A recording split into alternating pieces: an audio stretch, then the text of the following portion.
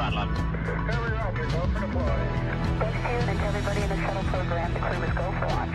Hothead, nice to be in orbit. We have followed in their footsteps to get us where we are today.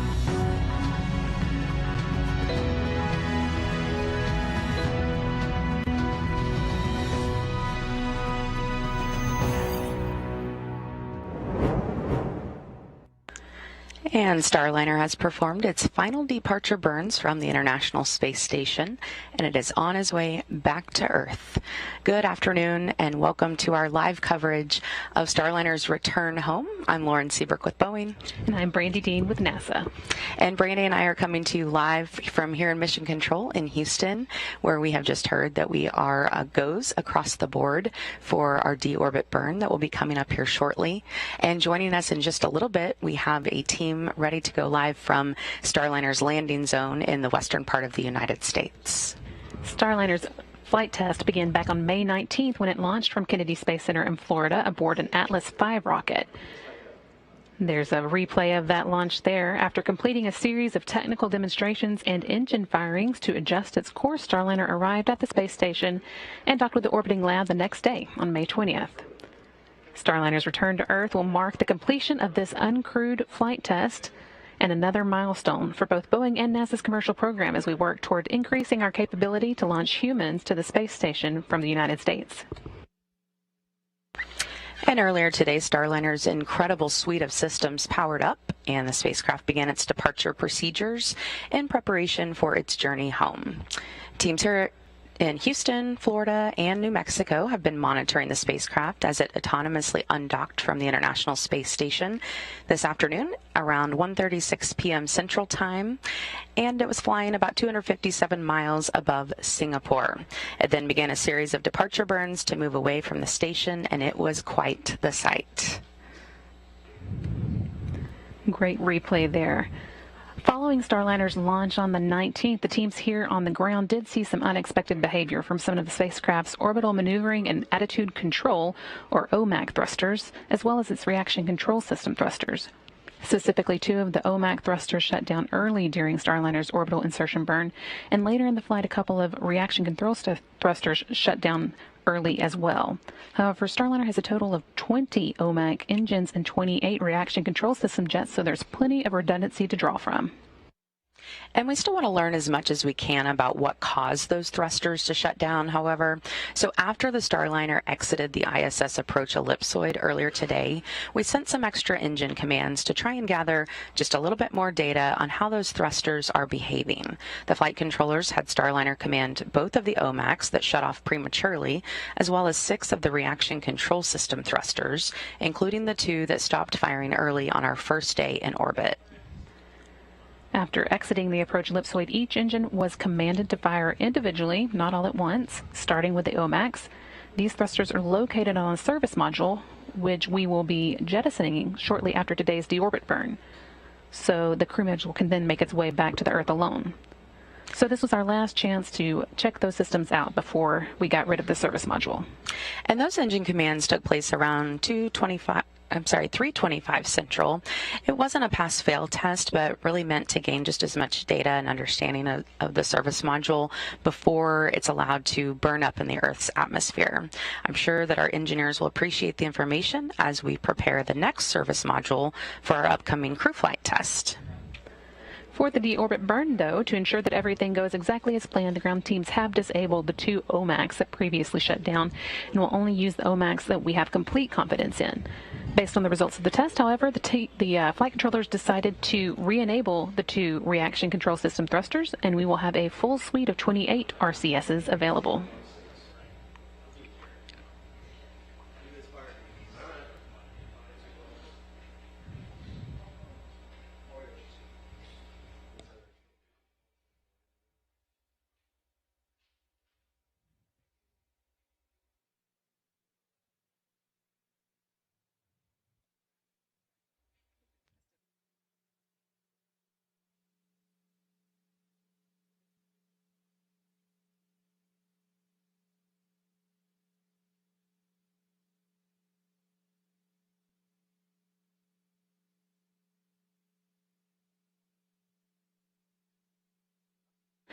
While there are no astronauts on board the Starliner today, the flight test brings us one step closer to a crewed flight test in the coming months. And we cannot wait to see NASA astronauts safely arrive at the International Space Station and then later return back to Earth as the Starliner's very first astronaut crew. Of course, as Brainy just mentioned, because we had no astronauts on board, we had a little extra passengers, Jebediah Kerman, part of the Kerbal space program, which a lot of people were excited to see there as our gravity indicator, as well as Rosie, the Rocketeer, of course, named after Rosie the Riveter. She was our ATD device, and you may remember from our last flight, she had many sensors that were on her, and we were able to gather a lot of data about what the ride is like inside Starliner. And because we were able to get so much data from Rosie last time, we were actually able to move those sensors to other parts of the spacecraft this time. So now we'll have a better idea ahead of our crewed flight test how other passengers will ride in Starliner. Now, once we make the final burn to get out of orbit today, it will take about 45 minutes for Starliner to reach its final destination, the U.S. Army's White Sands Missile Range in New Mexico. Right now, we're told we are good weather-wise. There are scattered clouds about 25,000 feet above the landing zone. It's pretty hazy with about 8 miles of visibility. Winds are out of the southeast, peaking around 7 knots, which is well within the acceptable limits. So here's a look at our full landing sequence for Starliner. Starliner begins the undocking process 1 hour before actually leaving the International Space Station. If all goes according to plan, the spacecraft will be back on solid ground in under 4 hours. Once the NASA docking system, or NDS, is powered up and favorable weather at the landing zone is confirmed, the main hubs holding Starliner in place release. Short booster firings continue nudging the spacecraft further away until it exits the 200-meter Keep-Out sphere roughly 21 minutes later. But Starliner will not leave the space station's vicinity that quickly. 26 minutes after departure, the spacecraft will first fly above the station, collecting high-quality imagery of both the laboratory and Earth in its background.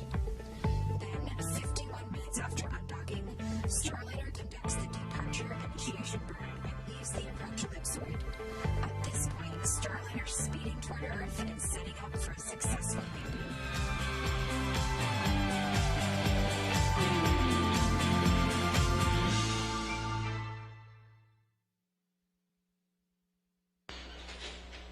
That again was a look at the landing sequence that's coming up. We are now 11 minutes away from today's deorbit burn for Starliner. That's coming up at 5:05 p.m. Central Time and will last about 58 seconds. It's going to slow Starliner down by 285 miles per hour, which will drop it back into the Earth's atmosphere and put it on its way to landing at White Sands.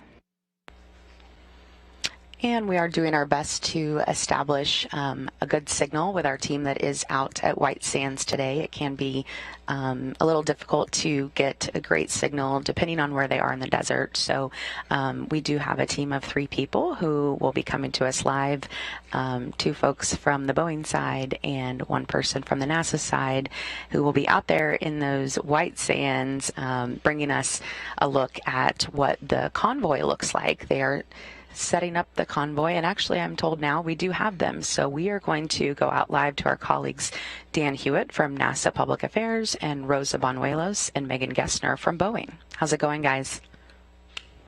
Hey, Lauren. It's great to be with you. We are currently, again, here at our landing site at White Sands, New Mexico. It's a really warm day out here, but the team is staying hydrated as we wait for Starliner to come back home during its orbital flight test 2 mission.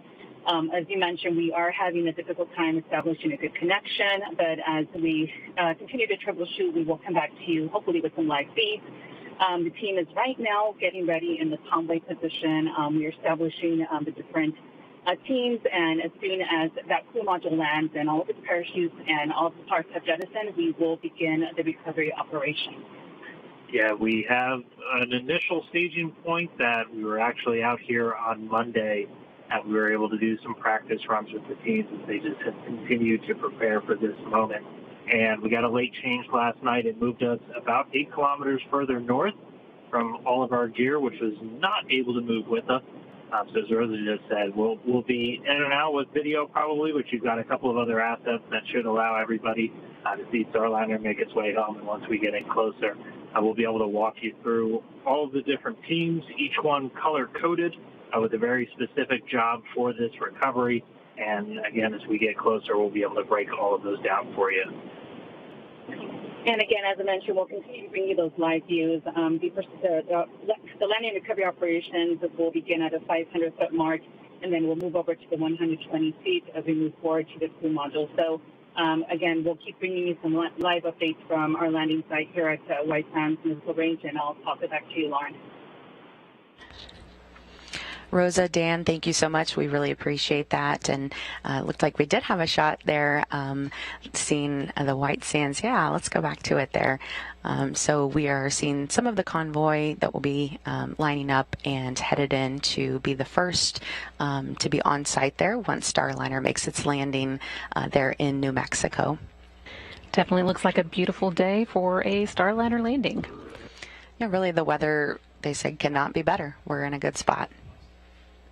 To get in place for that landing, Starliner completed a series of departure burns and choreographed procedures, as we mentioned earlier, that slowly moved the spacecraft further and further away from the International Space Station. And at this point, the Starliner spacecraft is well below the space station and quite a few miles ahead of it as well. Those initial smaller burns ensured that the Starliner is a safe distance away from the space station before it performs a deorbit burn, now 7.5 minutes away. That's, again, is going to bring it out of orbit and put it on track for today's landing. And those graphics there in the scene really give you a good idea of the very coordinated and synchronized sort of dance that Starliner does to move away from the International Space Station and start its journey home. Flight Director Mike Lammers and his team are expecting Starliner's orbital maneuvering attitude control thrusters, which we also call OMACs, to fire around 5:05 p.m. Central Time, pushing the spacecraft out of its orbital flight path and on its journey home. This deorbit burn will set us up for a touchdown time of about 5:49 Central or 4:49 Mountain Time out in White Sands, New Mexico. Control teams in Houston will begin powering off Starliner's radiators and solar arrays as the spacecraft will no longer need that. It has enough power to get home at that point, and the sublimators will take over cooling. Those sublimators use water to cool the cabin. Starliner is now also in the correct attitude for its upcoming deorbit burn. At this point, the service module and the crew capsule are still attached to each other, but once again, that service module's 4 orbital maneuvering and attitude control engines will power that deorbit burn, allowing them to separate safely. Those engines are each 1,500-pound class thrusters, meaning that this burn will take about 6,000 pounds of thrust, slowing Starliner from its current orbital velocity and bringing it back to Earth's atmosphere, ultimately, again, touching down out there in White Sands, New Mexico. We've still got a little over 5 minutes to go before we do start that deorbit burn, which again will last 58 seconds. Right now, Starliner is about 264 miles above the Southern Ocean, just about to reach the southernmost portion of this final orbit around the Earth, a little southwest of Australia. And on Starliner's last flight, we were able to prove some pretty major test objectives that we could safely launch and land. And this flight was all about kind of everything in between. And we do have a long list of objectives that we have met so far. Let me just go through some of these things. The vestibule was pressurized, getting Starliner equalized to the same pressure at the ISS. Starliner's intervehicular activity, or IVA hatch, was opened. Joint ventilation with the ISS was established, which is basically just pumping in air from the ISS and then letting Starliner's air flow out. The spacecraft batteries were recharged from the station's power. Docked telemetry paths and file transfers were verified, and that gave us the opportunity to retrieve data while still there at the ISS and docked instead of waiting to return home. So really vital information that our engineers were able to get back here on the ground. Just a little more than 4 minutes to go until deorbit burn. We did hear that NASA's WB-57 aircraft did arrive at the landing site. They're now in a holding pattern waiting for today's landing, which itself is about 48 minutes away now. Again, that's coming up at 5:49 p.m. Central Time. That's 4:49 there locally at White Sands. That is going to provide us one of what we hope will be several views of landing for you. And the teams here on the ground also reporting that Starliner is in a good configuration for the deorbit burn. Still 3 minutes and 40 seconds away.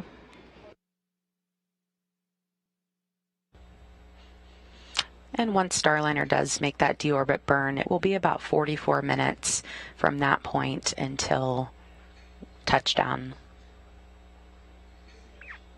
So right now, about 47 minutes away from that landing.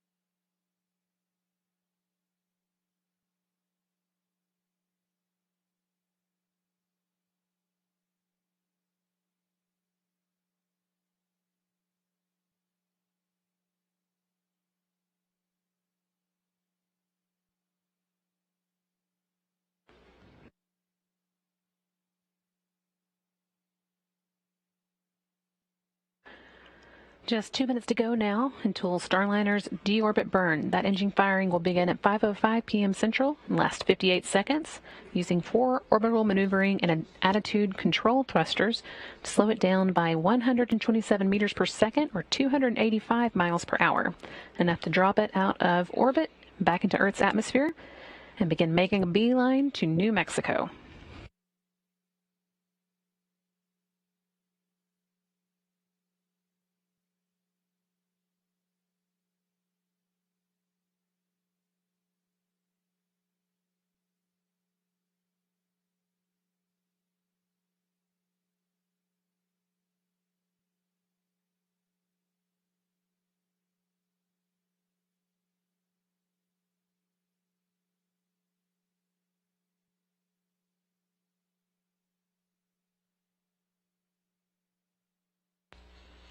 One minute to go until that deorbit burn.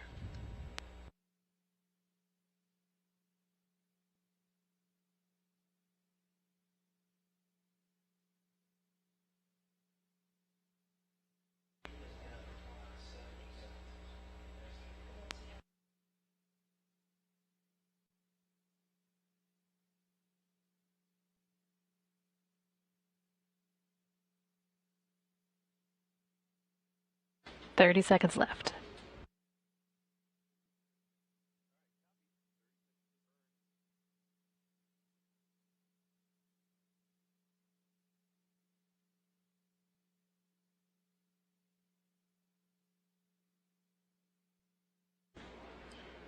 Ten seconds to the deorbit burn.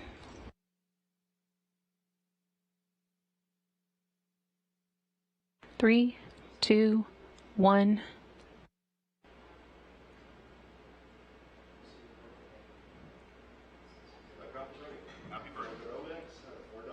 And the team here on the ground reporting that the orbital maneuvering and attitude control thrusters are firing, slowing Starliner down as the capsule begins its journey back to Earth. Again, this lasts for 58 seconds and slows Starliner down by 285 miles per hour.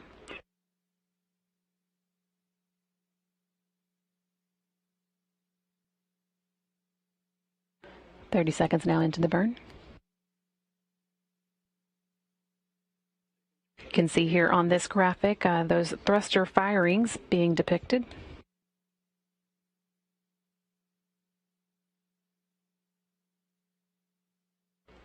Ten seconds left.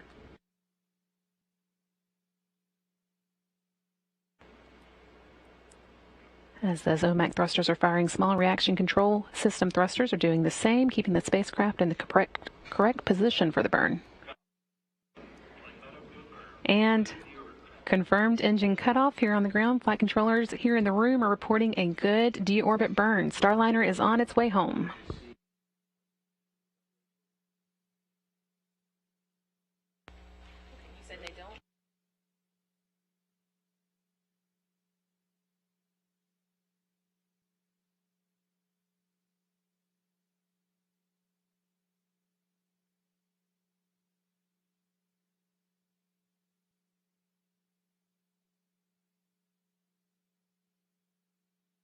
With the deorbit burn complete, Starliner is going to be moving into the correct attitude for the service module separation next.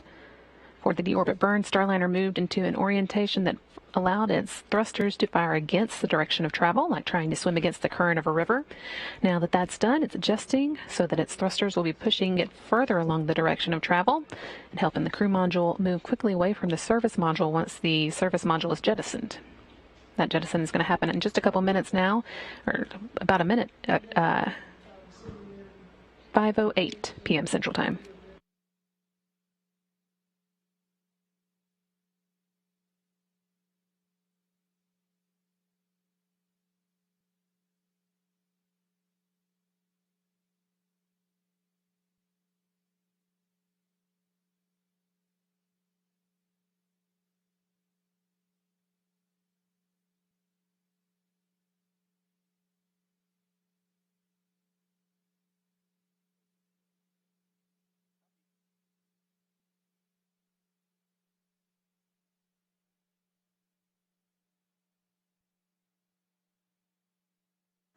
We are coming up on that service module separation.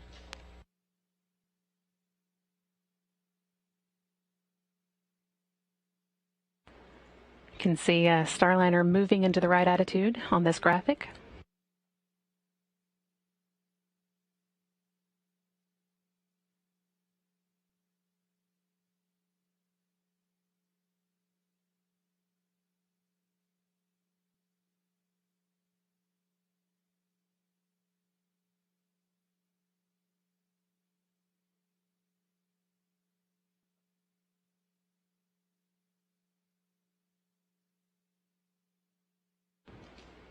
Satellite handover right now. That's why the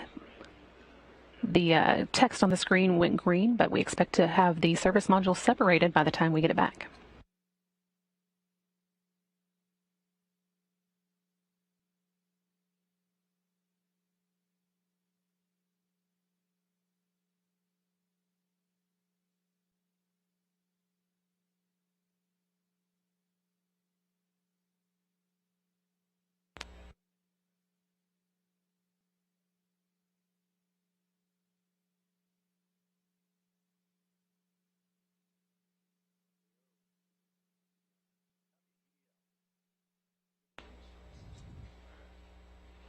And we have service module separation. During disposal, that service module will re-enter over the Pacific Ocean while the crew capsule continues on its path to New Mexico, where our Boeing and NASA teams are waiting to recover it.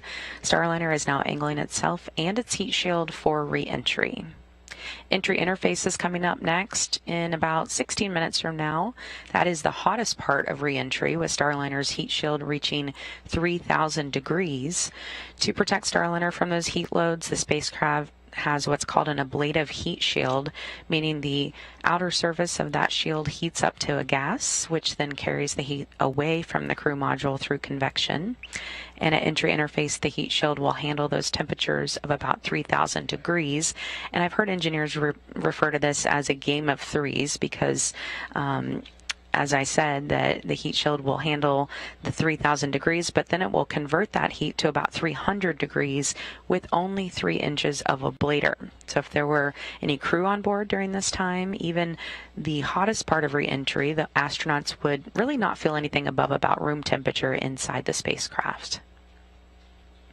When Starliner returned home from our first orbital flight test, the crew capsule landed with 2 black stripes up the side of it, and that just indicates that the heat was ablated as intended. So we do expect to see the same thing on the crew module again today. Also, since that flight, we've added a cover to our NASA docking system to protect through that re-entry so that we can use it over and over again on our reusable capsule.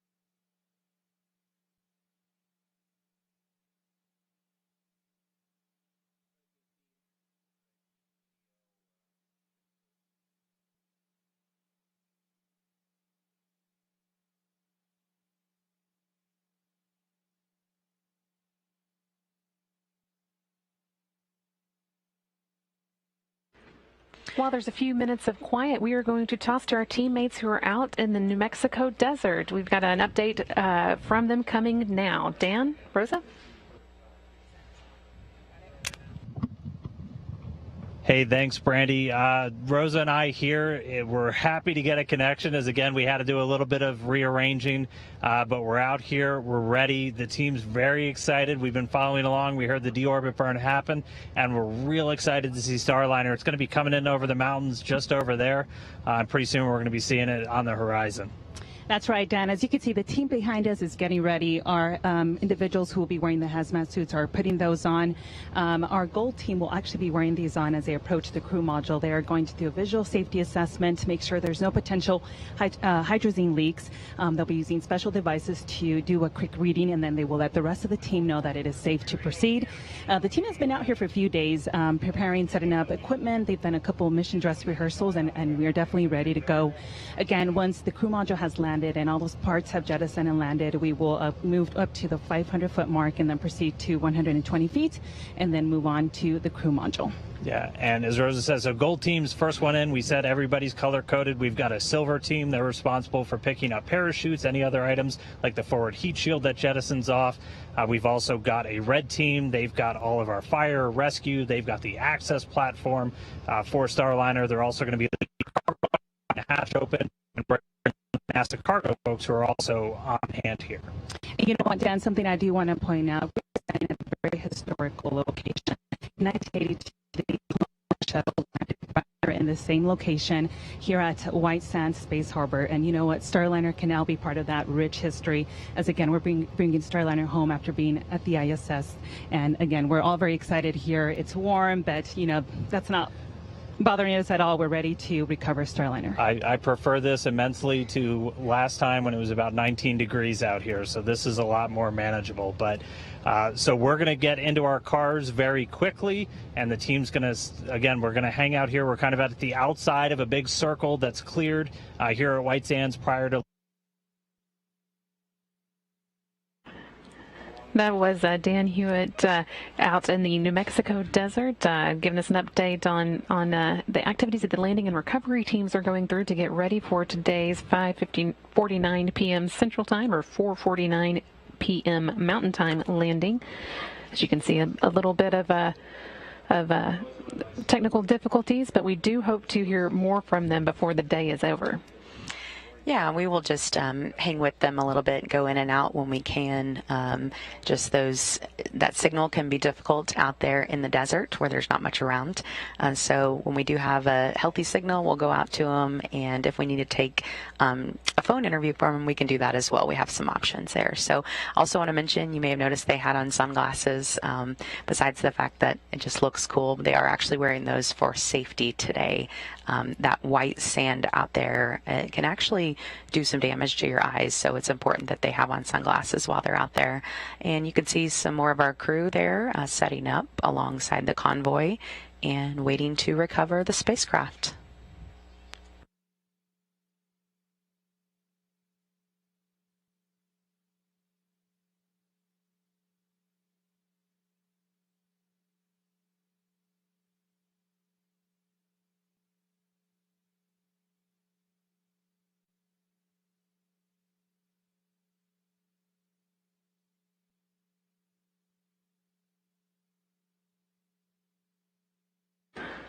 While we continue to see some of the shots from the landing and recovery team out in the desert, I wanted to give you kind of a rundown of what to expect coming up between now and that 5:49 p.m. landing. We mentioned earlier that the next big milestone was going to be entry interface. That's when Starliner will begin to feel the effects of the atmosphere. That is still about 17 minutes away. Should happen around 5:33 p.m. And then the plasma should start to build up around 5:35 p.m. We'll be through it by 5:40 or so, and then after that, 5:44, just 5 minutes before landing, we'll see Starliner jettison its forward heat shield around that has been protecting the parachutes from the intense temperatures of re-entry. Then when Starliner is still about 30,000 feet above the ground, the spacecraft's parachute sequence will begin. 2 drogue parachutes will begin slowing Starliner down, and then they'll detach and make way for the main show, the 3 massive parachutes that will take Starliner all the way through landing. While they continue slowing Starliner down, when the spacecraft is just 3,000 feet off the ground, the base heat shield will jettison and expose Starliner's airbags. At touchdown, those airbags absorb the initial force of landing, cushioning the spacecraft for a soft, safe return to Earth. Starliner has been engineered to be a reusable spacecraft with a turnaround time from landing to launch of about 6 months, and this landing on land capability will help Boeing stay on that timeline. And Brandy, besides that turnaround time, another major benefit of a ground landing is that our team has the ability to get crew out of Starliner within really 30 minutes of touchdown, and they can also get the cargo out of there within 2 hours. So from a science perspective, that means that we can get experiments from the space station down to researchers in record time. I'm sure there are a lot of scientists who are standing by just waiting for that. Absolutely. Again, of course, no crew on board today, but you will see our crews doing a lot of things to prepare. It's great practice on this test flight to get us ready for crewed flight next.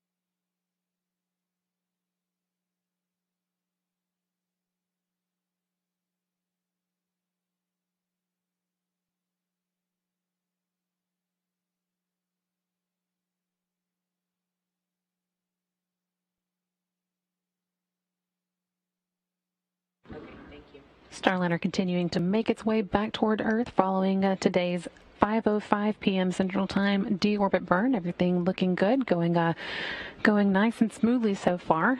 Starliner is currently about 201 miles above the Earth, moving at about relative velocity of about 24 Machs, about 17,000 miles per hour still, but it's going to be slowing down quickly from here on out as we head towards the entry interface point. That's when Starliner will begin filling the Earth's atmosphere for the first time since its May 19th launch. That's coming up still about 12 minutes away now.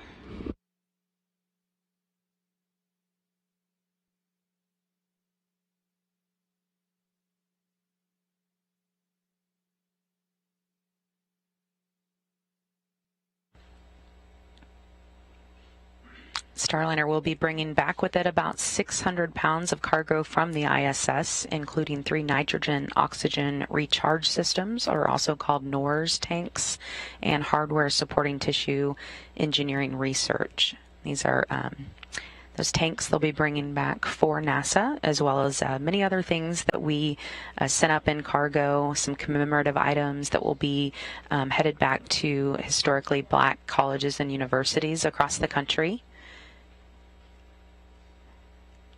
And ahead of the hatch closure, the astronauts on the ISS actually showed us the American flag that they're keeping up there. It's something we sent up on Starliner, and they will keep it there safely in a secure spot until astronauts return on Starliner's crewed flight and are able to retrieve it.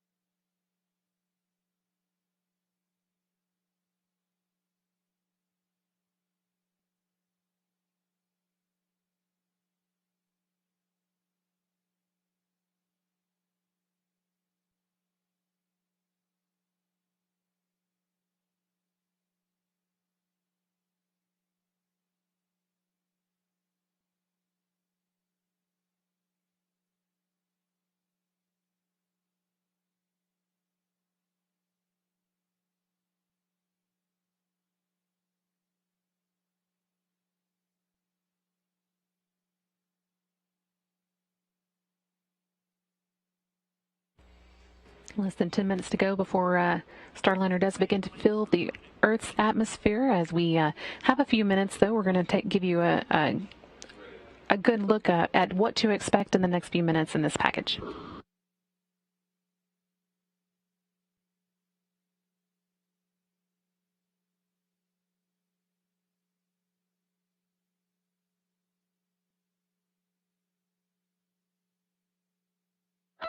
Now it's time to safely bring our reusable spacecraft back home. At this point, Starliner is flying with its solar arrays pointed toward the sun, recharging the internal batteries and keeping its systems powered through landing. With only 39 minutes before touchdown, Starliner's orbital maneuvering and attitude control thrusters fire for 57 seconds. This maneuver, called the Deorbit burn, slows the spacecraft down from orbital velocities and allows her to start falling back to Earth. At the end of the deorbit burn, Starliner angles itself for re-entry. But Starliner isn't ready to hit the atmosphere yet. First, the disposable service module will separate, uncovering the spacecraft's heat shield and preparing the crew module to make the final attitude adjustments to keep that heat shield pointing at exactly the right angle. Next up is the entry interface. At 400,000 feet above the planet, Starliner faces temperatures of 3,000 degrees Fahrenheit from the plasma created by air friction around the spacecraft. But Starliner can handle the heat. At 30,000 feet and just 11 minutes before landing, Starliner jettisons its forward heat shield, exposing the spacecraft's parachute system. 5 seconds later, 2 drill chutes deploy, greatly increasing drag and significantly slowing the Starliner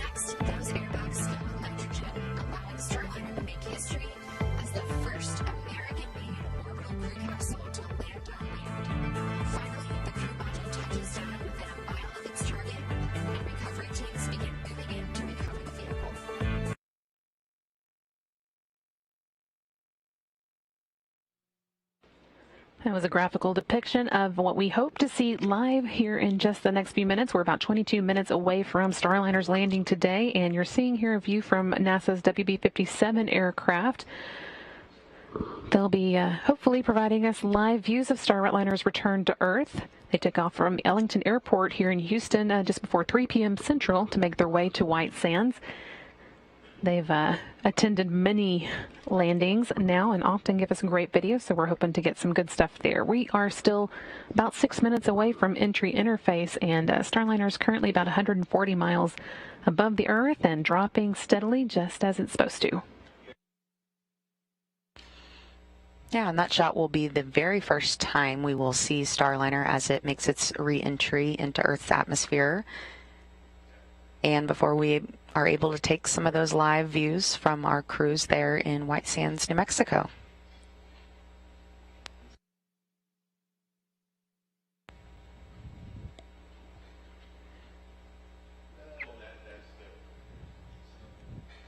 I can tell you some of the information we've been able to learn about the inside of the cabin right now is that the temperature is a nearly perfect 75 degrees. As I mentioned earlier, pretty much room temperature.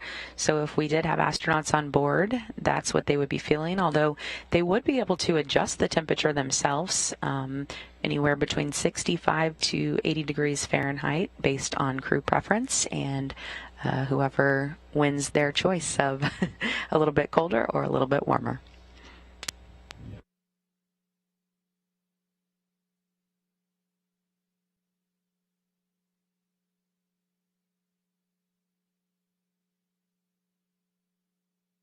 Starliner continuing to make its descent, now about 127 miles above the Earth. Losing altitude steadily. We've still got about 5 minutes to go before we hit entry interface, and after that it'll be another 5 minutes before we see that period of plasma buildup that we talked about earlier. Expecting that to happen around 5:40 and last about 5 minutes itself.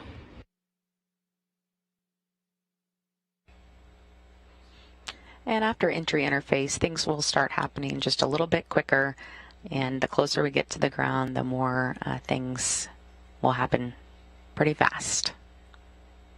Yep, once we get to the heat shield jettison, then everything is about a minute apart. It's a little hard to keep up with at that point, but it should be a good show.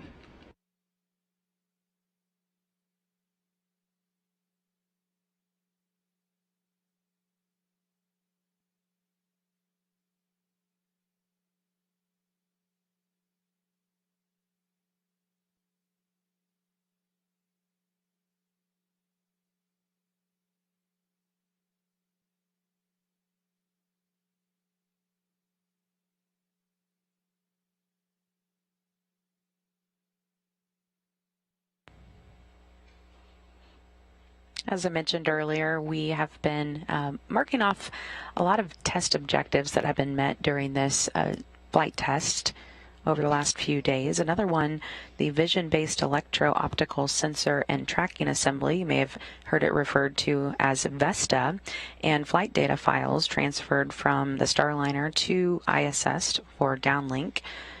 We really had the opportunity to retrieve data while still there on the ISS instead of having to wait for return, but this time with images that were taken by our VESTA system. And some of the flight controllers that I've talked to really say that the VESTA system is one of the most interesting parts for them of Starliner, just the way that it is able to be the eyes of Starliner and really see it as if we would see it with our own eyes approaching the International Space Station. It is able to see markings on the space station and the shape of the space station to delicately guide Starliner into that rendezvous process and to dock with the space station. We were also able to evaluate onboard tablets to include transferring files from the ground to the tablet through the ISS assets. And so you can kind of think of this as, instead of carrying around a big binder of a bunch of papers, documents, they're able to upload real-time procedures to those tablets. So of course it's 2022 and a lot of things we did with paper in hand before, but even there on the International Space Station, astronauts use tablets.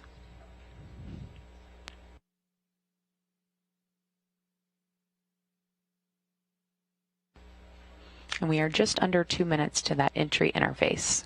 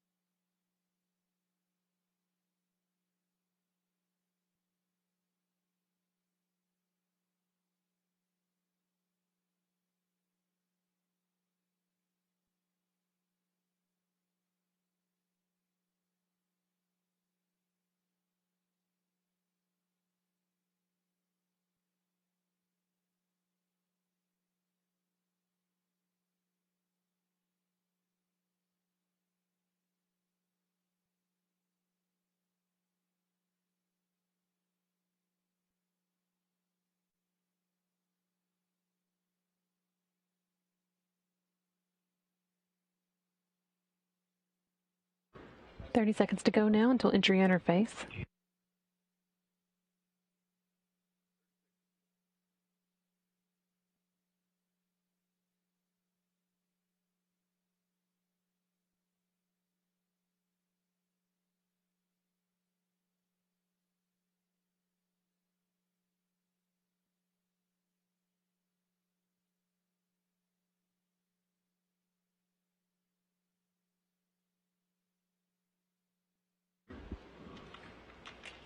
And we've reached the point of entry interface. Starliner is now 400,000 feet above the planet and beginning to feel the effects of Earth's atmosphere for the first time since May 19th. Due to the compression and friction of the air, the molecules generate a very hot plasma, which creates the red-orange glow you may have seen in post-flight imagery from other spacecraft. Plasma buildup actually causes a momentary and expected communication drop with the vehicle as the plasma briefly gets in the way of satellite signals. That period of plasma buildup lasts about 5 minutes, and we should come out on the other side of it around 5:40 Central Time. And Starliner will enter Earth's atmosphere at 17 times the speed of sound, so that could actually create a sonic boom for any folks who are living in the area. It will then be slowed by parachutes to a speed you may experience, for example, while going down an elevator inside a skyscraper. If you can think of that feeling, that is what our astronauts would be feeling inside. The vehicle then comes to a safe, comfortable stop on landing. And you can see in this view an idea of what track it'll be taking as it comes into New Mexico. It'll go over the Baja Peninsula and just a small corner of Mexico, an even smaller corner of Arizona before it comes to a stop in New Mexico. Or actually, probably just Mexico. Looks like it'll just miss Arizona, but it will be going over the Baja Peninsula and Mexico. So if you're watching from that area, you might be able to look up and see Starliner come over.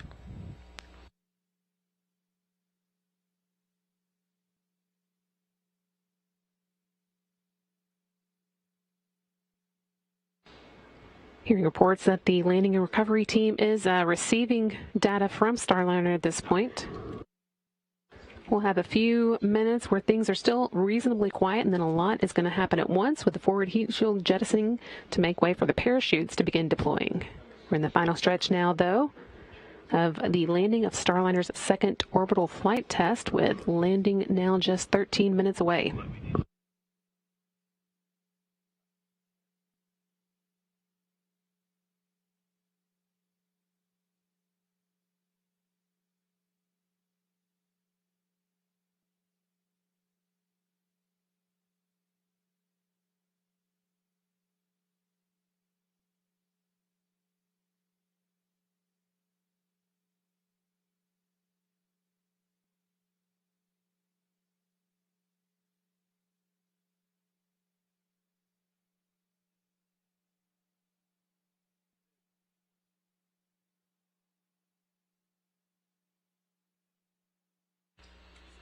So there on your screen, you're taking a look at that shot from the WB-57. That's NASA's space plane that will give us a great shot as soon as we're able to start seeing Starliner as it makes its reentry.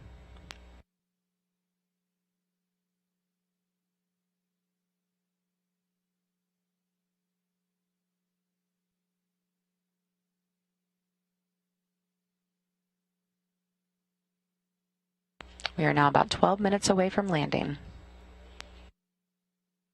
We are at that point of the flight where plasmas begin to build up around Starliner. That will last about 5 minutes. Should be out of it around 5:40. In the meantime, the flight control team had transferred to closed-loop guidance initiation, letting Starliner have complete control of its own systems. Next major milestone, once we get out of the plasma, will be the forward heat shield jettison around 5:44 p.m.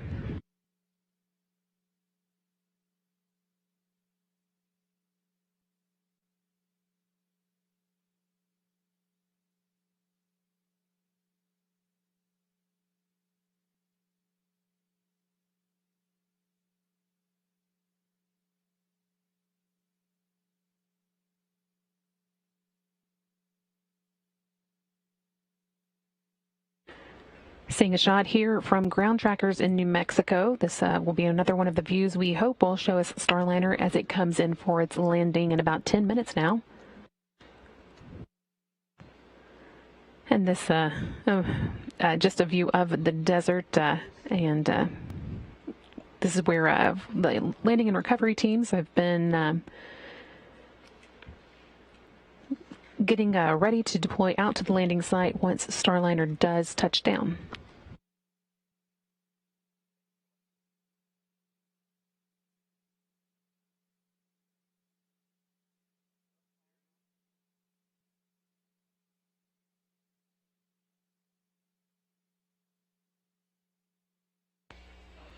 And on Starliner's last flight, we landed at night in the darkness. So this will really be the first time we'll have daylight views of the spacecraft after it reenters and under the canopy of its parachute. So it'll be a real sight for our teams there and for folks across the country.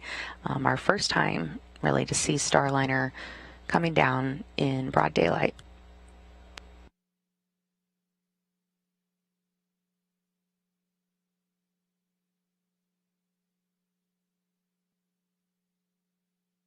We also heard that the crew on board the International Space Station is going to be watching landing. They, of course, spent some quality time with Starliner since it docked to the station on May 20th and saw it off earlier today. That's Sergei Korsakov, Oleg Artemyev, Denis Matyev, and Chel Lindgren, Bob Hines, Jessica Watkins, and Samantha Cristoforetti.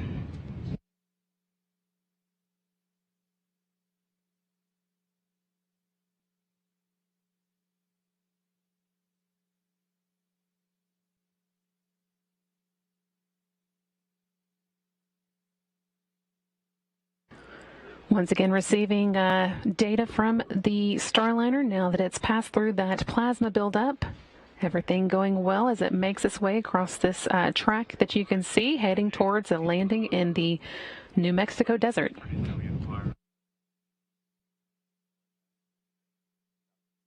Teams on the ground reporting good trajectory.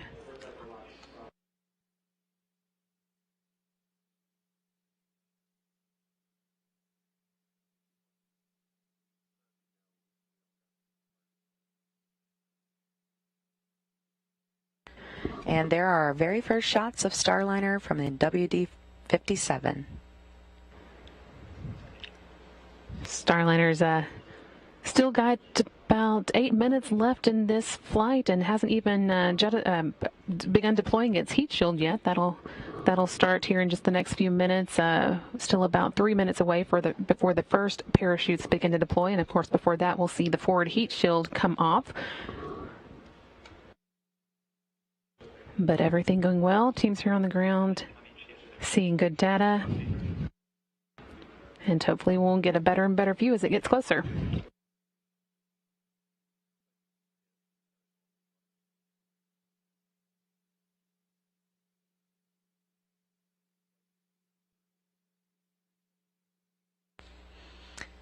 And that shot there on the left side of your screen now from the ground tracker. So we have two views now of Starliner as it makes its final approach to its landing zone there in White Sands, New Mexico. And the team here in Mission Control reporting that they've heard from the landing and recovery teams that they're also seeing the Starliner. They'll have, of course, the front row seats, but we'll try and piggyback on that with these views that we're getting. We are just under 7 minutes away from landing.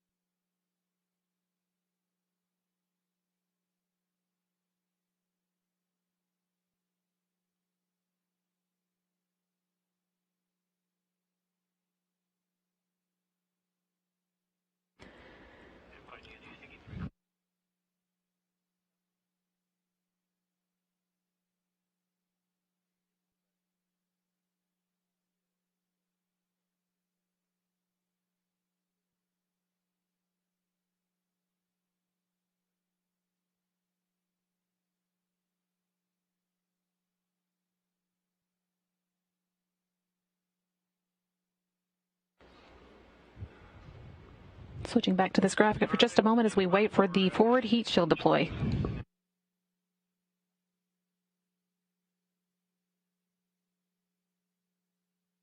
And we are starting to get a more clear view of Starliner now. We should be seeing the forward heat shield deploy here pretty quickly.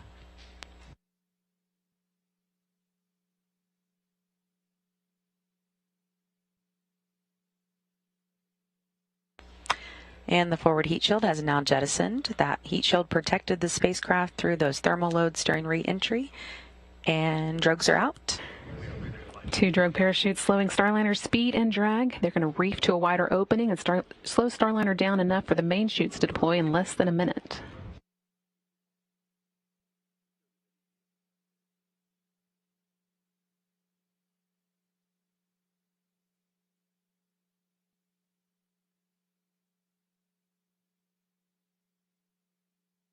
Main parachute deploy just about 30 seconds away.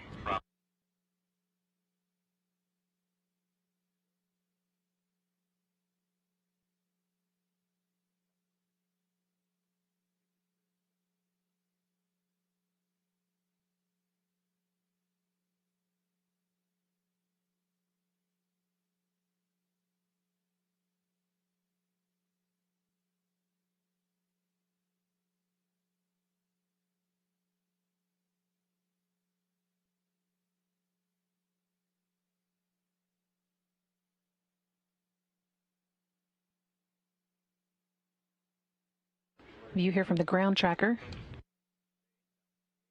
And mains are now out. We see 3 parachutes coming out here. Starliner has another 8,000 feet toward the landing.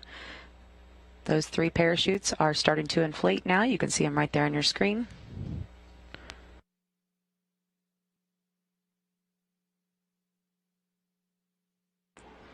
And the main parachute's reefing open right there, continually slowing Starliner down. 3 good main parachutes, looking good.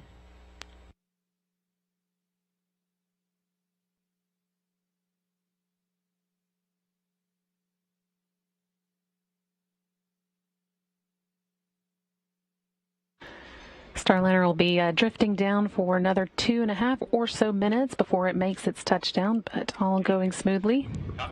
And we didn't just hear the rotation handle was released. That will help level out the capsule before touchdown. And there goes the base heat shield right there in front of you. It just jettisoned. You can see it falling away from the spacecraft. It will reveal the airbags that will cushion Starliner's landing. And those airbags are now inflating. Starliner is 2 minutes, 40 seconds from landing. Actually closer to 2 minutes now. You can see those airbags right there on your screen, fully inflated, looking good. Those will come in real handy when we have crew on board for the crew flight test of Starliner in a few months. Help ensure that the crew gets a nice, soft touchdown. And those bags are filled with nitrogen as they guide Starliner safely back to the desert floor.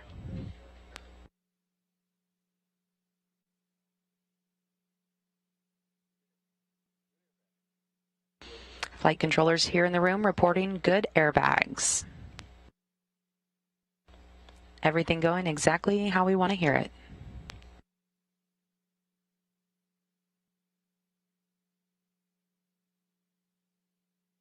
We are just coming up on about 1 minute away from touchdown there in White Sands, New Mexico.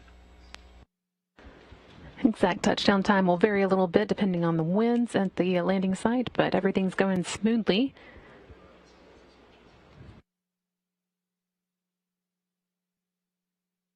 And I bet the teams there at the landing site are enjoying this view.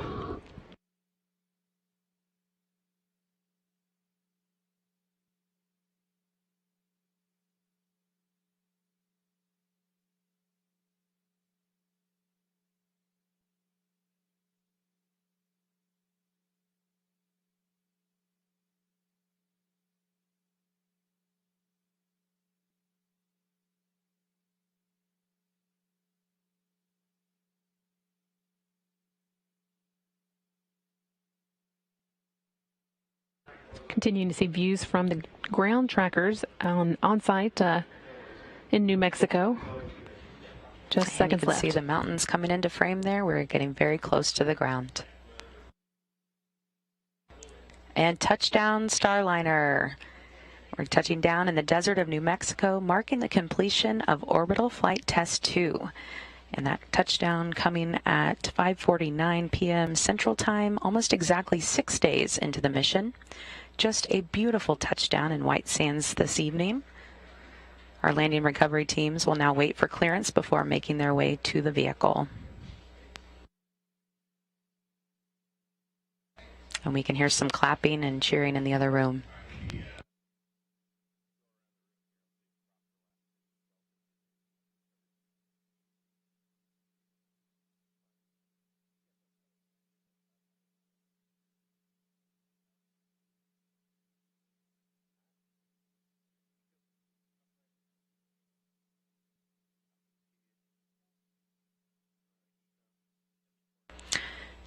And we are going to go live to our team now that is out there right at the landing zone, getting close. And we have NASA's Dan Hewitt and Boeing's Rosa Banuelos. Guys, how does it look from the ground? Thanks, Lauren. It's hard to describe the feeling that the team here is going through. Again, we just saw those beautiful red, white, and blue parachutes deploy. We're able to visually see the forward heat shield, the base heat shield also jettison and open those airbags, and obviously they fill with nitrogen. So we're on the move. We're in the blue team vehicle. Again, we're driving in parallel to the historical runway here for the Columbia shuttle landing. Again, where the first stop is going to be the 500-foot mark. We're driving pretty slow here, about 25 miles along the white sand, gypsum sand. Once you get to that 500 mark, the first team will move into the 120-foot mark will be the gold team, and then they will do that first visual assessment before they give the clear for the rest of the team to approach the crew module. After that, we have the silver team who will groundly stabilize the vehicle. It will be sent a command to power down, and they will also recover the parachute. They will also recover and save any broken parts. And then after that team, we have our team that's, again, going to try to attempt to give you some of those live looks as we get closer to the crew module. And then preceding that, we have the green team who will provide ground and cooling to the vehicle, which is really important to keep those crew safe from overheating. And then we have the red team who is mainly made out of the Boeing medical personnel. And then we have the hatch opening and then any of the cargo removal. Again, we're driving pretty slowly. We're heading to the crew module, and upwind. The crew module uses a hypergolic propellant that when it does turn into vapor, it can be very toxic. So we take that very seriously. Safety is the number one concern and priority for the flight crew and from the team here on the ground. So when the gold team does arrive, they will be monitoring that throughout the whole operation. Again, the first stop is the 500-foot mark, and again, if you hear the rush in my voice, it's definitely a sight to see. For all of the Boeing team here, it's definitely a proud moment. And hey, I don't have a whole lot else to add. It was pretty surreal as Starliner just almost seemed to materialize in thin air directly above us. We were able to see it come down under both strokes, see those deploy, and see all three good mates. We were treated to what I believe was a sonic boom award. That may have been some of the pyro events, but that kind of announced Starliner's arrival to the desert here for us. And so as Rosa said, we're on our way in. As we get closer, we're going to get closer also to a lot of our transmitting hardware, so we'll be able to bring you some views. Might even have an eye in the sky as the teams move in around Starliner. So we'll talk to you real soon as we get in closer. Great to have Starliner back on planet Earth. Can't wait to see it up close and get the teams. And it looks like it's coming right into view for us. So we are still about a kilometer or more away, continuing to close in. And we'll be bringing you a lot closer views real soon. As Dan mentioned, we can out the crew module right ahead of us. We can visually see it, and it's definitely a great sight to see. So, Lauren, we'll toss it back to you, and we'll come back to you as soon as we get established a speed again.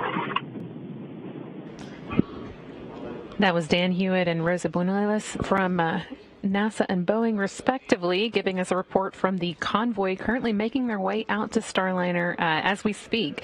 You heard them say that they were able to hear the sonic booms as Starliner came in for its landing at 5:49 p.m. Central, and we are seeing some views from cameras there on site, some of the same ones I think that gave us the views as it was coming down as well. And here's a piece of information that I know a lot of people on our team will be really happy to hear. We are told that Starliner landed about 0.3 of a mile southeast of the landing site, which is basically a bullseye. You can see those airbags that we talked about earlier that are intended to give crew on board when we have them a nice soft landing. All deployed as planned. That's going to be one of the things the teams are checking on as they do arrive at the landing site. We've got, as you heard, Dan and Rosa mentioning, we've got a pretty big group of people who are making their way out there because it's a pretty big job to recover a spacecraft once it is touched down from space. And we're also hearing from here on the from here in Mission Control that the post-landing power down of Starliner is in work. That's one of the key milestones in getting the Starliner ready for its recovery. And our team just checked the cabin temperature inside. It is 74 degrees right now. Much more comfortable than our team out there in the desert.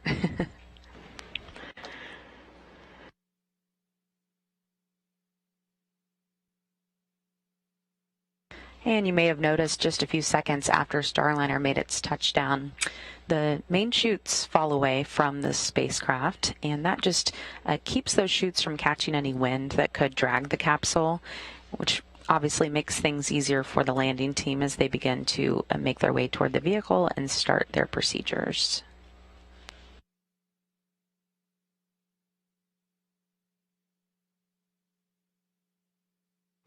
Once again, if you missed it, the Starliner touchdown at 5:49 p.m. Central Time. That's 4:49 p.m. Mountain Time. Crew on board the International Space Station was watching as it touched down, giving it one last proper send-off. Now we are just waiting for the recovery teams to get out to the vehicle. You can see, I think, it looks like we've got video from one of the cars here on the bottom right-hand side of the screen as they're making their way out. We last heard from them a couple minutes ago that they were still about 1 kilometer away, so they should be arriving pretty quickly. And then they'll begin the long process of getting the Starliner ready to return home to Florida.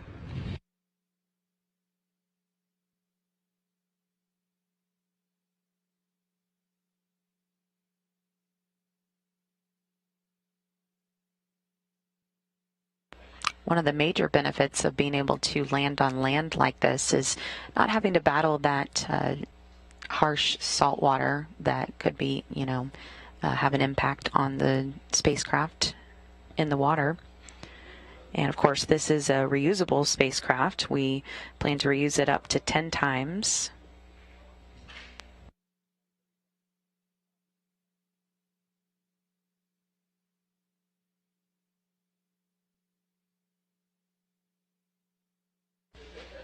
We place a great deal of emphasis on testing our systems on the ground and in space before our first crewed flight test, so our teams have learned a tremendous amount from this mission. We have also extensively tested our parachutes and airbags before this flight, so very happy to see them work nominally and as expected.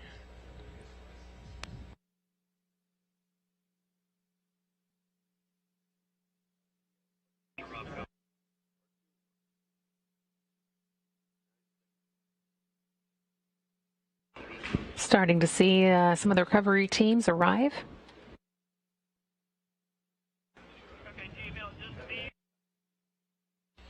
The very first vehicle that we will see on site is the command vehicle. They are at the front of the convoy, and where the recovery ops leader and recovery director, who are in charge of the entire operation, will wait to go in.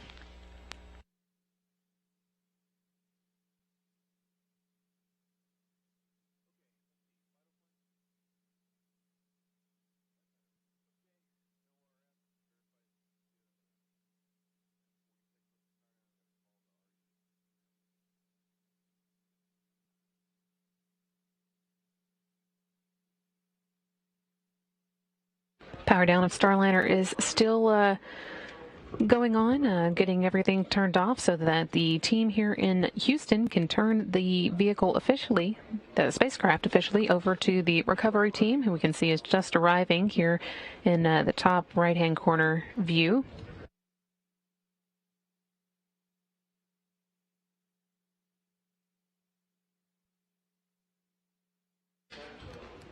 The recovery director is in the command vehicle, along with the recovery ops leader.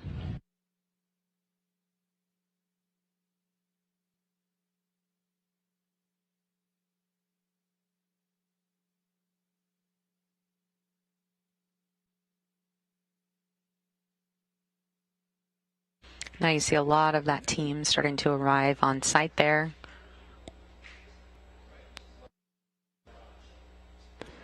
And our gold team will be the first to arrive up to the vehicle.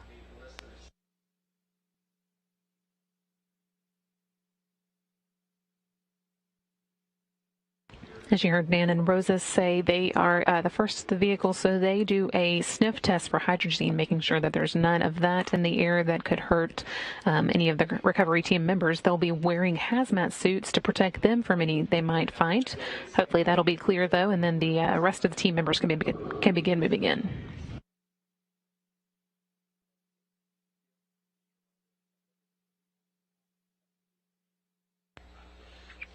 Those hazmat suits are there to prevent exposure to hypergolic propellants, and hydrazine is used as a propellant, and if it turns into a vapor, it can be very toxic, so they use special sensors to sniff for it, and then they're able to notify the rest of the convoy when it's safe.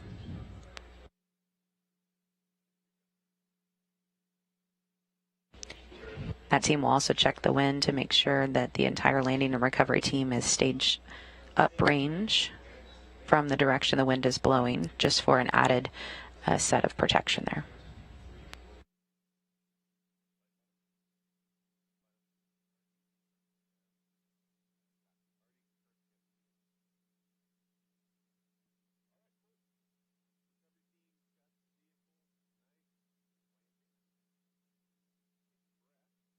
We also are starting to get some photos from the members of the recovery team. We've got one here to show from you from Bill Ingalls, NASA photographer, as Starliner was making its way down for that 5:49 p.m. Central Time landing.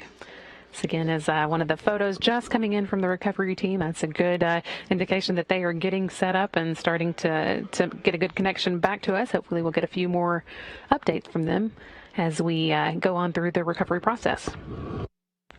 And just a beautiful sight there to see those 3 red, white, and blue parachutes fully open. That gives you a patriotic feeling to see that there, and to think about really the fact that we now have a successful mission, and just kind of, think about what this means for our country. Absolutely. May be able to hear some clapping here in the room in Mission Control. This team definitely feeling good about their 6-day-long mission that they've been supporting, getting Starliner up to the International Space Station and then safely back for this landing in New Mexico. Seeing here a shot from a drone on site with the recovery team.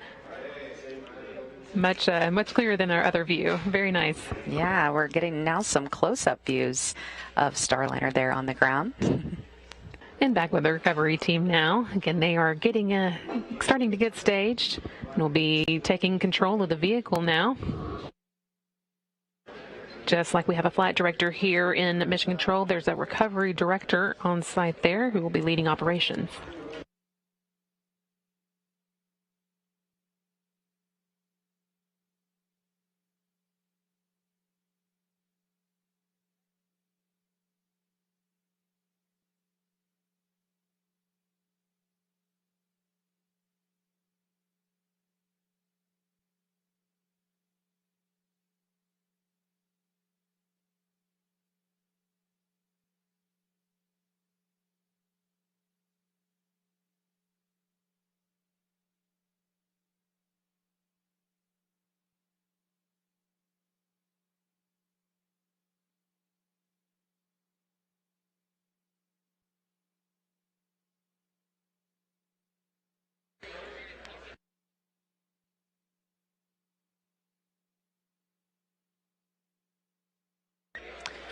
And as I mentioned earlier, when Starliner returned from its first flight, we did notice 2 black stripes up the sides of the spacecraft. We've seen those as well on this time, and that just indicates that the heat was ablated as intended.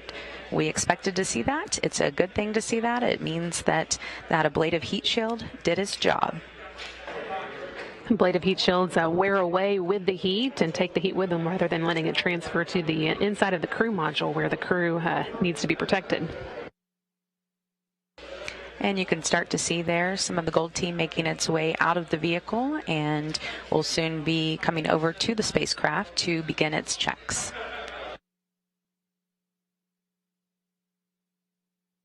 And we're going to go live now back to NASA's Dan Hewitt and Boeing's Rosa Benuelos, who are live on the scene.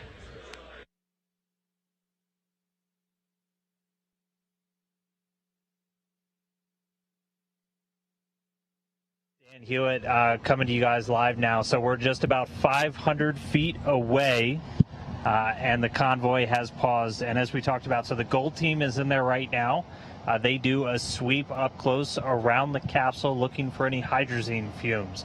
Hydrazine, it's a hypergolic fuel. The Starliner capsule uses it for its reaction control thrusters, which are only used during that re-entry period to control yaw pitch roll.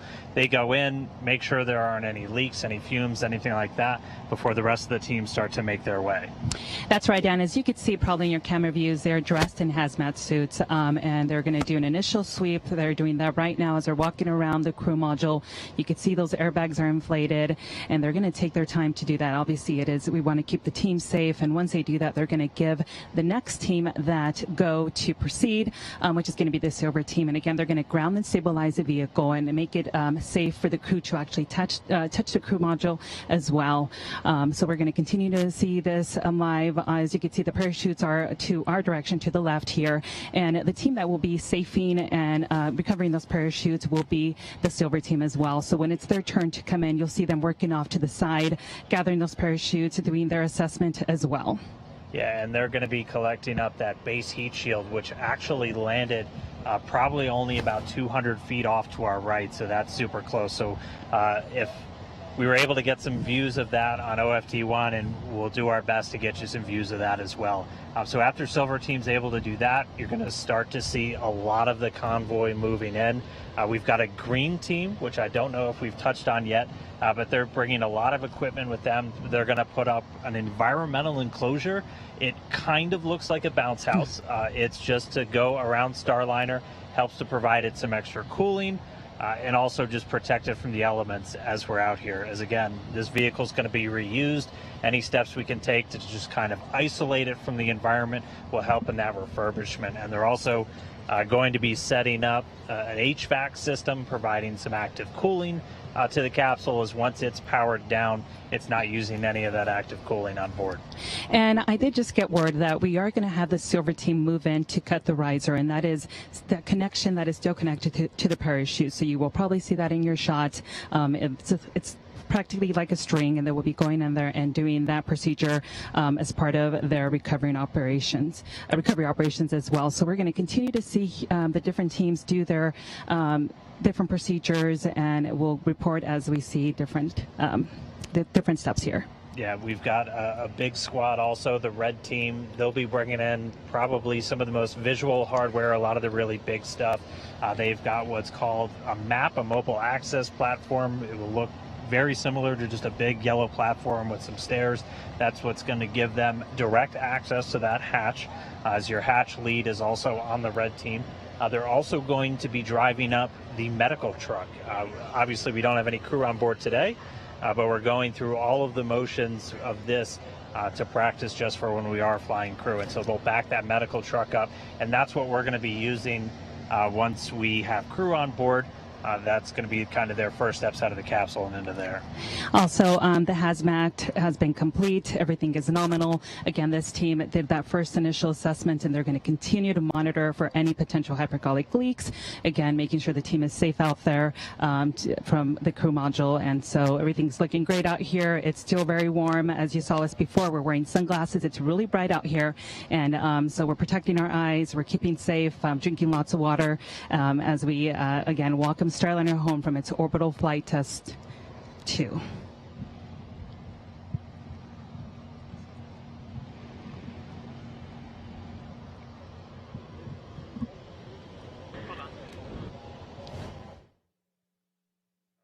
If you're still with us, but we're going to go ahead and toss it on back as they're completing that assessment.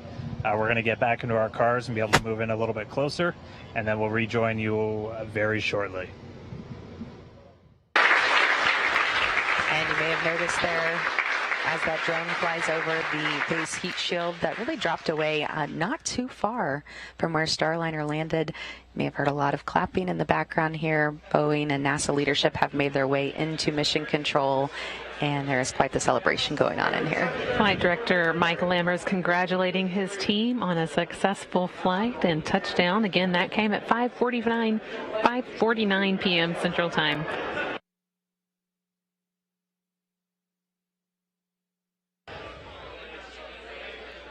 And you can see our team in the hazmat suits there. That is part of the gold team. Again, they are making their way up to do the sniff test. A lot of times when you hear sniff test, you imagine they will actually be sniffing with their own nose, but that is not the case. There is a reason they are in hazmat suits. They have a device that actually performs that sniff test for them.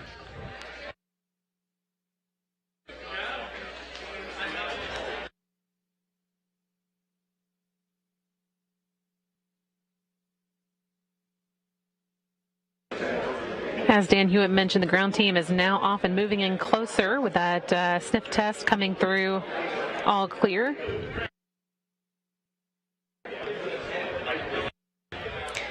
You can see them performing that now. Once they do move in, I think the silver team is up next, right? Yeah, that's right. It's the silver team's job to ground the vehicle. Starliner will be powered down, but there could be some residual electricity. So before anyone can touch the vehicle, they will ground and discharge it.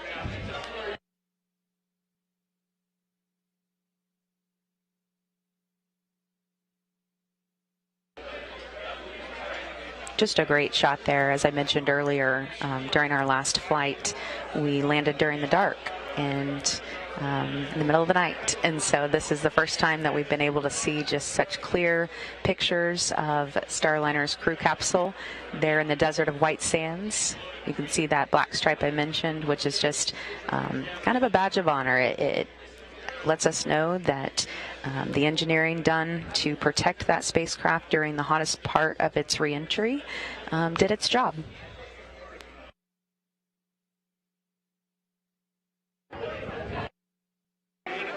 Another photo coming in from that, I guess, the blue team, which is the communications team that's on site. This one again from Bill Ingalls, a NASA photographer who was part of that the landing convoy, getting looks like a photo just seconds before touchdown there. And a beautiful sight just to see Starliner there with the backdrop of the mountains. I have a feeling this is a picture that a lot of people will have up on their wall.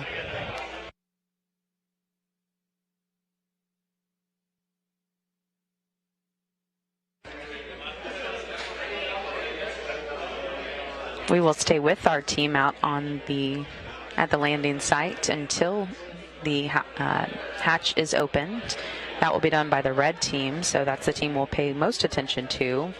And they are mostly made up of fire rescue, Boeing's fire rescue.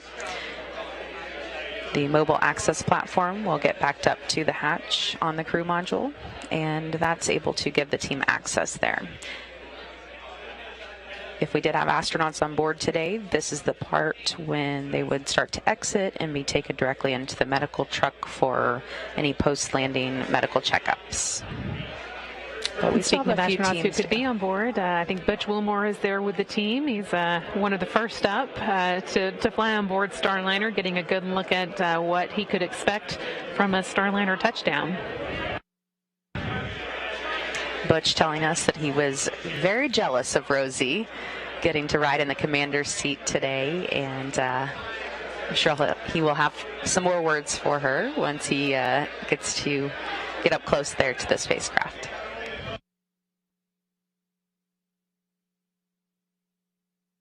Definitely seeing some of those teams begin moving in closer now.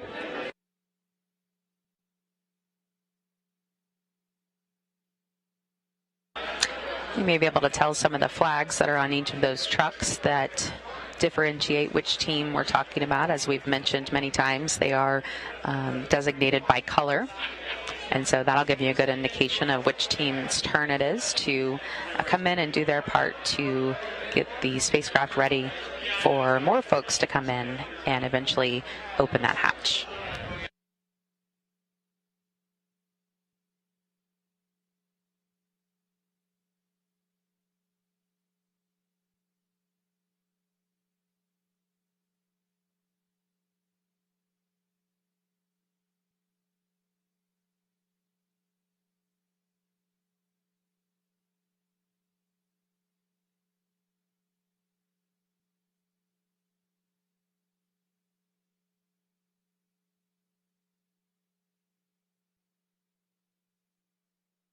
It's only been 26 minutes now since Starliner touchdown, so you can get an idea of how quickly those that landing and recovery team can move in for a land recovery. Already through that hydrazine sniff test that we've been talking about, and getting ready to move on to the Silvers team's grounding electrical test. Team here in the room has already handed control over to the recovery director who is on site, and now they've got responsibility for Starliner.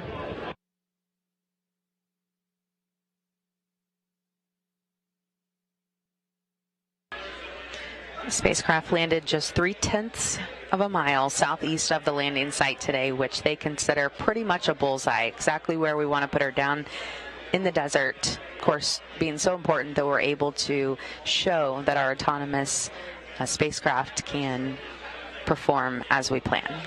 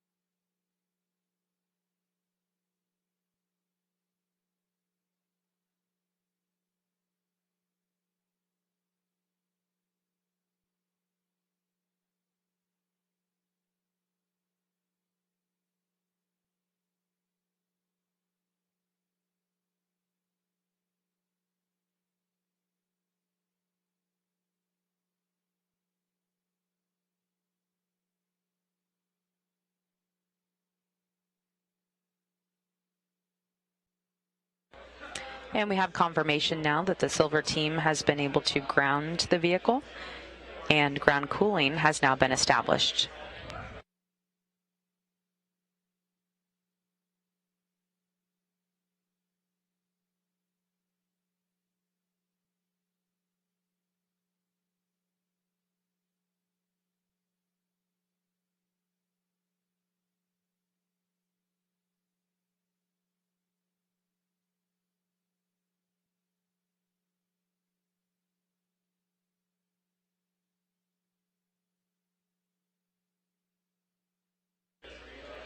Our NASA and Boeing colleagues are still in a holding pattern right now as they wait to get the go-ahead that it is safe to move closer to the spacecraft. And once they do that and we establish a shot with them, we will go back out to them live to get an update on what they can see from their perspective.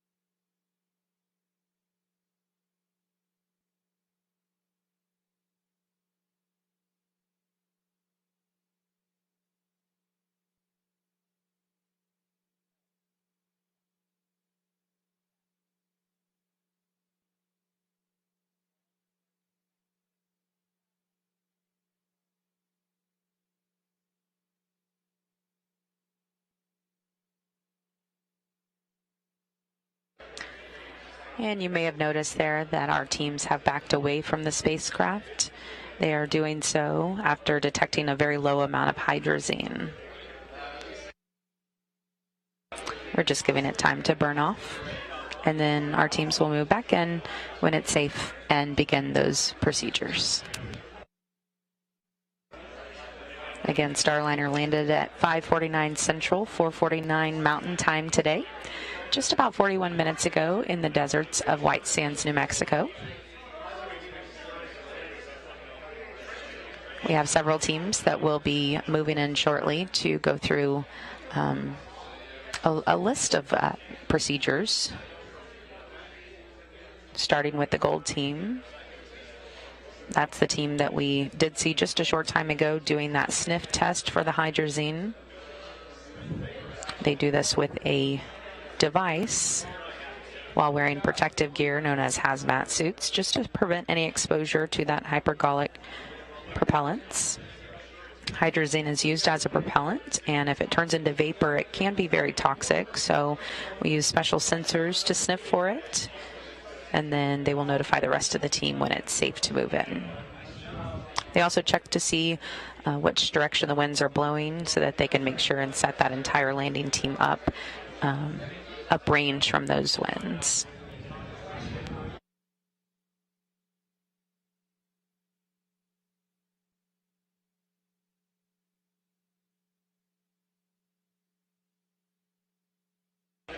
Our team is a safe distance away from the spacecraft right now, and everyone that is near the spacecraft is wearing hazmat suits.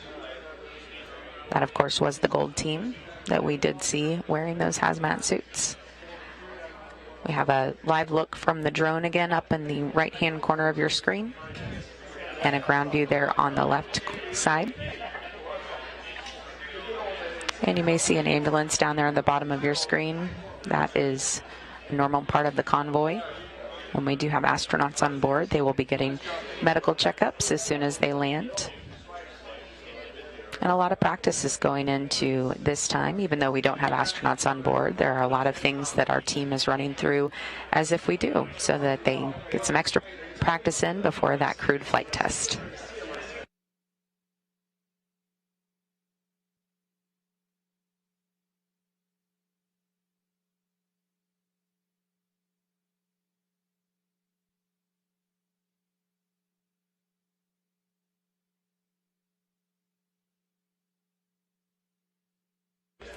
After the sniff test is performed, the silver team will move in to ground the vehicle. We did already have confirmation that the vehicle was grounded. Of course, Starliner was powered down already, but because there can be some residual electricity, it is important for that team to come in and ground the vehicle.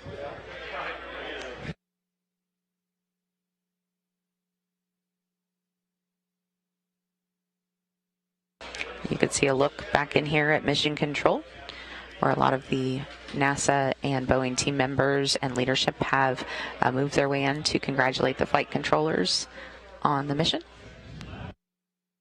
Flight Director Mac Lambers, you can see there, right in the bottom left-hand corner of the screen here, talking to Steve Stitch, the Commercial Crew Program Manager.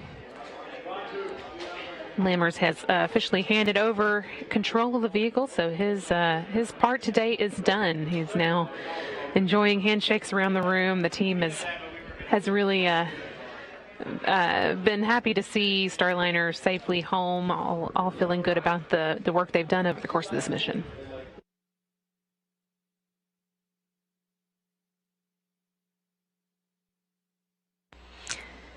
Steve Stitch was asked the other day how he would describe the Starliner spacecraft, and he described it as patient, which I think we are all experiencing right now. We're practicing our patience as we wait for the crews to be able to safely move back toward the spacecraft and finish out some of those closing procedures before we see the red team open the hatch.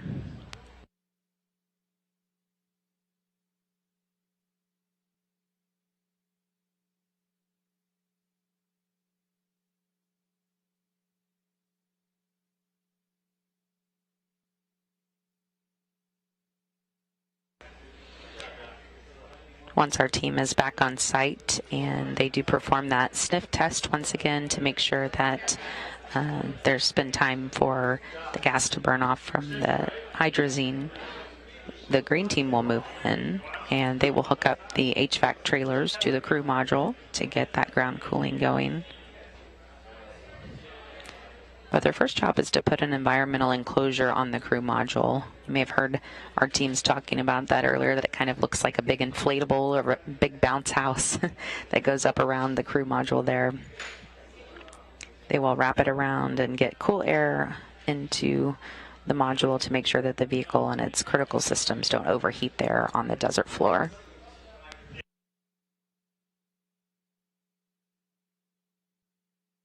Once again, we have a live view from our drone.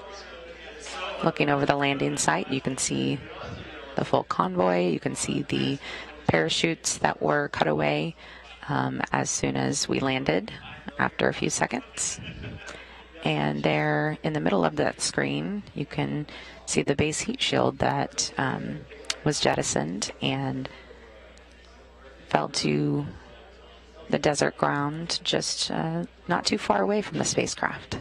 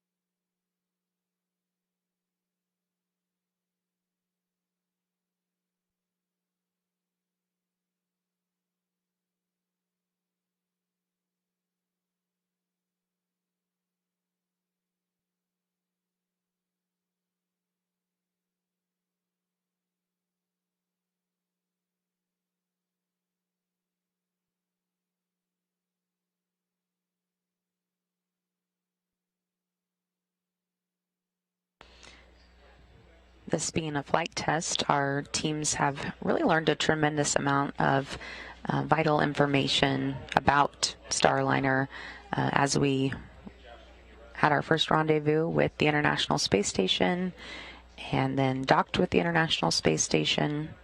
Spent a few days up there with the astronauts who were able to move in and take some of the cargo out and repack some of that cargo for us before Starliner undocked a little bit earlier today and made its way back home to the desert in White Sands.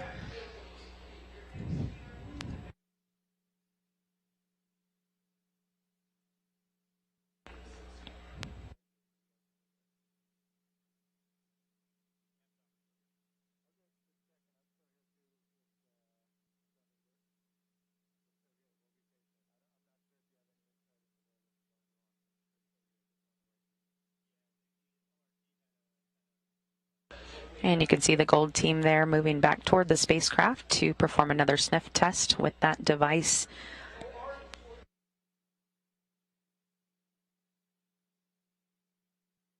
You can see them wearing their protective hazmat suits. That, of course, to protect them from any exposure to the hypergolic propellant.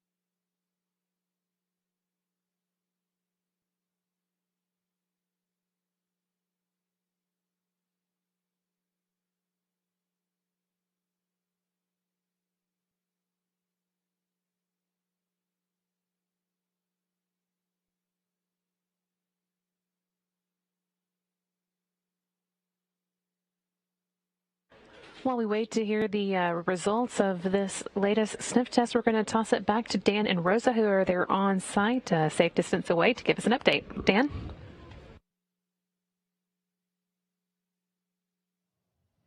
Hey, thanks, Brandy. Yeah, we're still at about the 500-foot point, and hopefully you guys can hear me right now. So we're still at 500 feet away. As you saw, everybody did back away from the capsule, and that was by design. So the gold team was in. They detected a faint trace of hydrazine. So this is something they train for. This is something they prepare for. They gave the go for everybody not wearing those kind of hazmat suits to back away from the capsule while they continue to troubleshoot. And we just got word that we are detecting 0 now, so everything looks like it's going in the right direction. Again, as you mentioned, this team has trained for many years. It's part of our procedures. Again, they're still going to continue to monitor those levels, but all is looking nominal now that we've gotten that read for 0. And you know, something great about this team is that this team is made up of many disciplines. We have most of our teammates are from all over the country. So again, experts in what they do. They've been training for a number of years. They've been here again for a few days, doing a few mission dress rehearsals, and so we are, ready to, deal with these things that come up. And again, we'll continue to go through our normal procedures. Yeah, and I just got the word where it's 0 parts per million, so you're not getting even the faintest of traces of hydrazine at this point. So we'd already gone through a couple of the steps after they went in and hadn't detected any initially. One of the steps that the gold team actually takes is to install some covers on those thrusters that use that hydrazine propellant. So after that was detected, they were able to go through, double check those, and now we're back down to essentially 0. So you guys have also been reporting, so we did successfully complete the grounding of the capsule, and the green team was able to establish that ground cooling. So again, had we had crew inside, they're protected by a pressurized atmosphere inside the cabin from any hydrazine leaks outside, and at this point we've already established that ground cooling. So should any of crew been inside, they would not have been in any danger from that hydrazine, and they would be adequately cooled with that ground support hardware that's already in place. And that hatch is stabilized and grounded. Again, the silver team, it leads that. It's one of the initial steps to ground and stabilize the vehicle, making it safe for the team to be able to approach it and touch the vehicle. So again, we still see some of the procedures going on in front of us right now, and we're going to continue to give you those updates as we receive them here on the landing site at White Sands, New Mexico. Yeah, and so now that we're at that point where we'll start to move in, and I'm getting the signal now that it looks like we're about to start rolling. So we're going to toss it back to the team in Houston, and hopefully the next time you hear from us, we'll just be about 100 feet away from the capsule. Over to you guys. All right, that is great news, and we are looking forward to checking back in with you when you get up close. And we just have a beautiful sight from the drone here, really up close look at those hazmat crews doing their job. They are a member again of the gold team, and this is something they practice extensively for. And really everything just worked out perfectly the way it's supposed to. They made their way up there, and we're now told that they have a 0 reading. So they will be giving the go-ahead for the rest of the teams to start making their way back over. There were some operations that were able to be complete earlier. We know that the vehicle was grounded, meaning that they were able to make sure that there was no residual electricity. You may have noticed the hazmat team was touching the vehicle. That is something they were able to safely do because that grounding did occur earlier. And we will have the green team moving back in here shortly.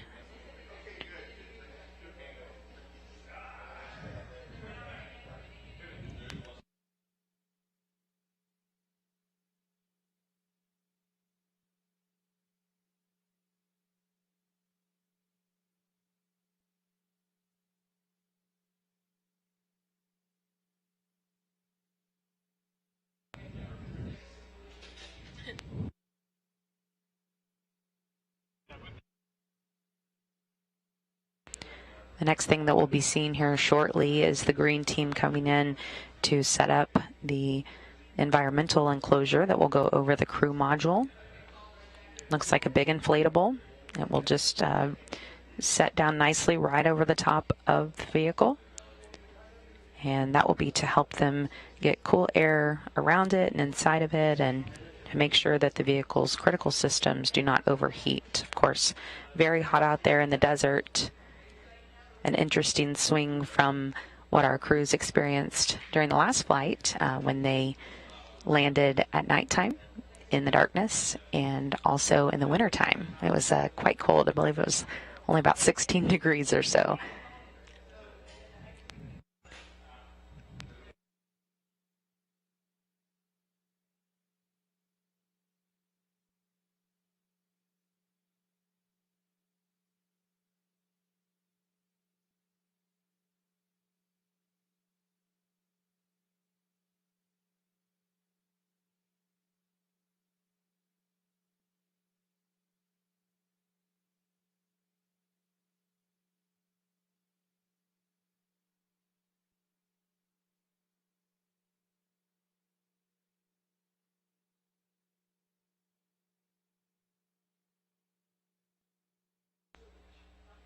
When Starliner landed around 5:49 Central, 4:49 Mountain Time today, it did land under 3 good main parachutes, as well as fully inflated airbags.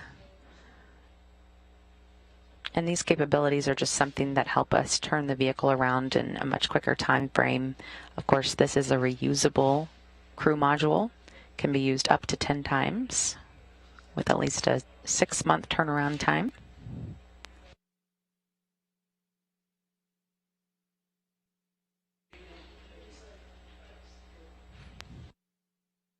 You can see the NDS cover at the top of the crew module. That is the NASA docking system cover, and that has been added to our vehicles since the last flight to further protect the NASA docking system during those hot loads as Starliner makes its way back down to Earth through entry interface.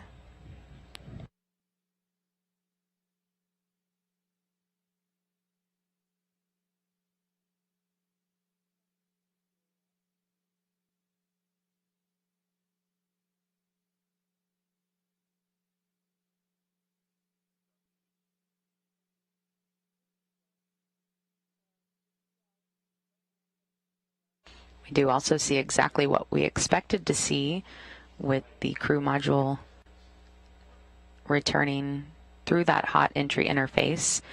You can see that black marking there on the left side of it. There's another one on the exact opposite side. And it's the same thing we saw after our last flight. These are just proof that the ablative material that is wrapping around Starliner is doing its job when it is able to protect the crew module as it comes back through the hottest part of its ride home.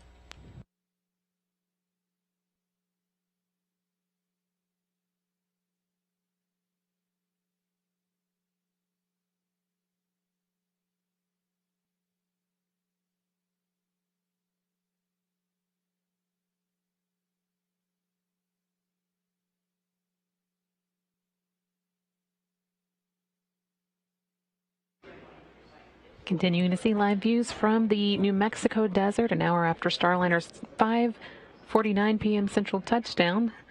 Starliner came in for a landing across Baja Peninsula and the northwestern corner of Mexico before making it to New Mexico. And the teams there on the ground reported they did hear the sonic boom as the spacecraft came in. And making their way steadily now through these recovery steps. Looks like the green team might be getting close to wrapping up. They'll be followed by the red team, which will we'll see open the hatch on Starliner. Give Rosie some fresh air.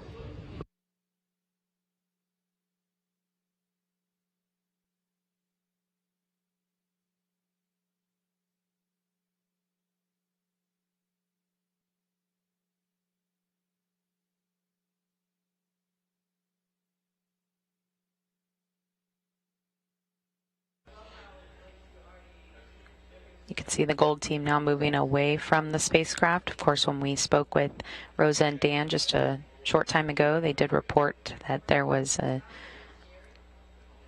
zero hydrazine on the meters, so a good sniff test. And we do expect to see them alert the other teams to start moving back into the spacecraft.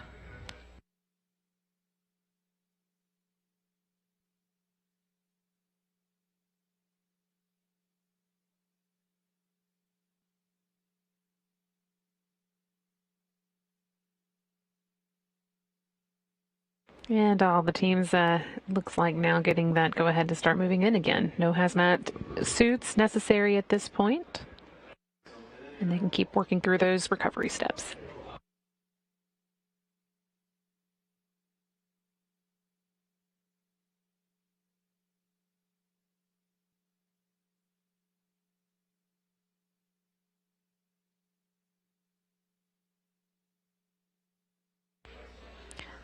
So this is the silver team that has moved in now safely after that sniff test was done.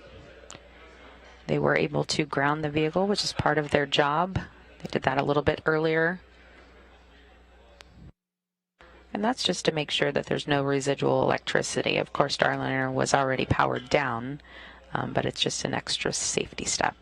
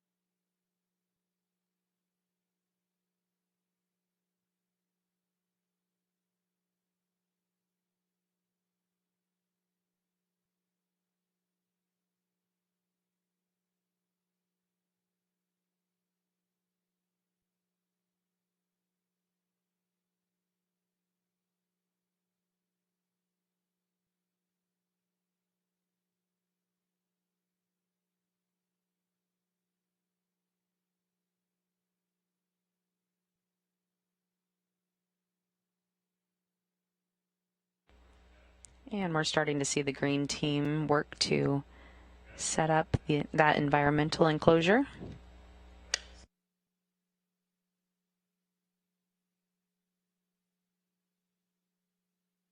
And on the right side of your screen, the red team is moving in, and that's the team that we really want to pay most attention to because they will be opening the hatch. That team is made up mostly of Boeing Fire Rescue, and as you can see there, they're moving that mobile access platform in right up to the hatch on the crew module, just so they can have the closest access to opening the hatch.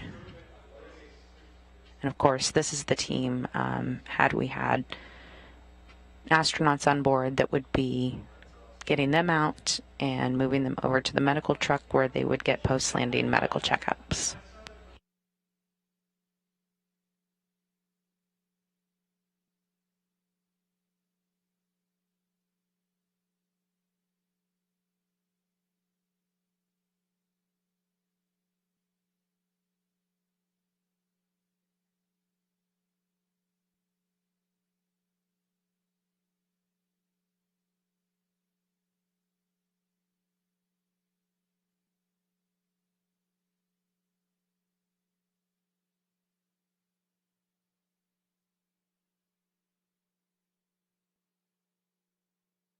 We're ready now to take you back to the landing site to hear more from Dan Hewitt and Rosa Benuelos to give you the latest information on what's going on out there. Dan, Rosa?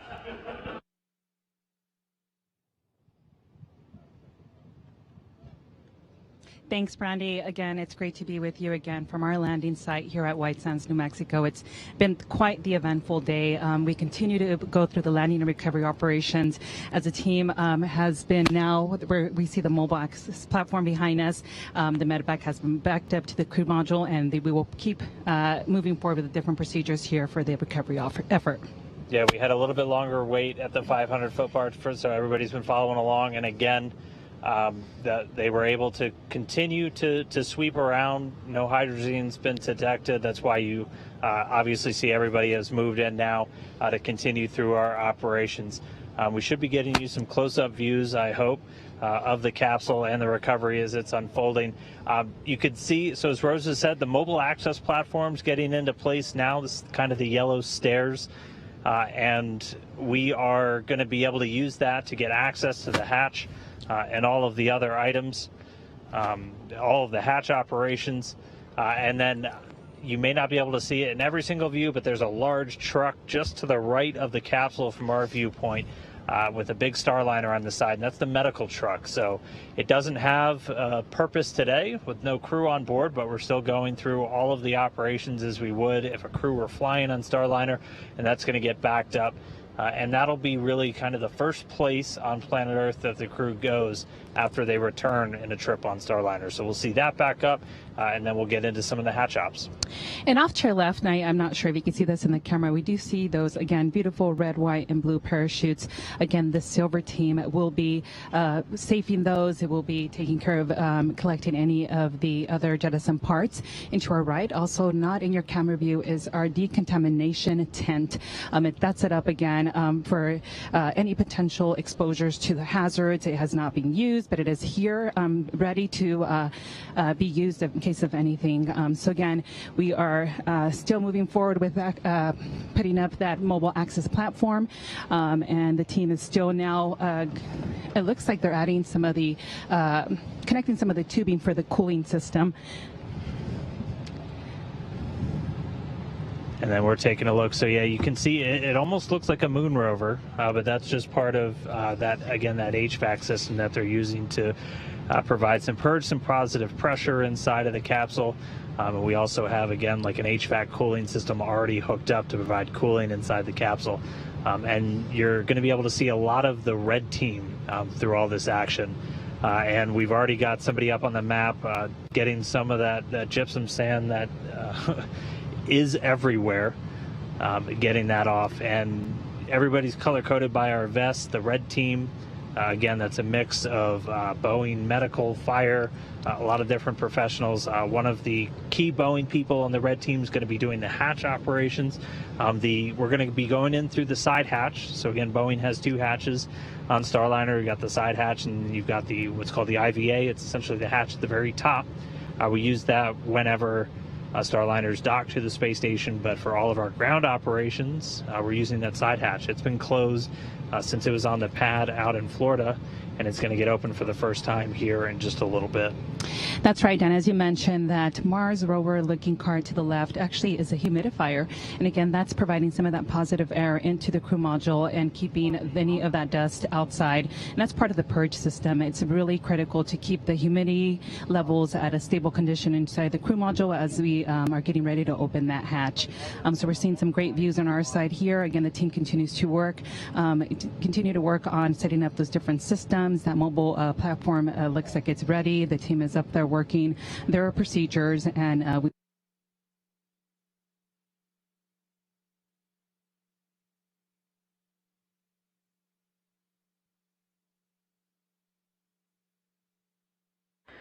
Looks like we have some technical difficulties. May have lost Dan and Rosa for the moment, but we'll hang on to see if we can get them back in a little bit later. But as Rosa was saying, the mobile platforms moving in for the hatch opening of Starliner, so the teams can begin unloading, among other things, Rosie, and of course our gravity indicator, Jeb or Jebediah, part of the Kerbal Space Program. He was a bit of a surprise for some folks. Once we docked to the International Space Station, we started getting views of him doing his job as the gravity indicator. And there on your screen, you can see the red team, which is made up of mostly Boeing fire and rescue crews. They are working to get the hatch open right now. All right, we are going to try and get back out to Dan and Rosa now. Guys, do we have you?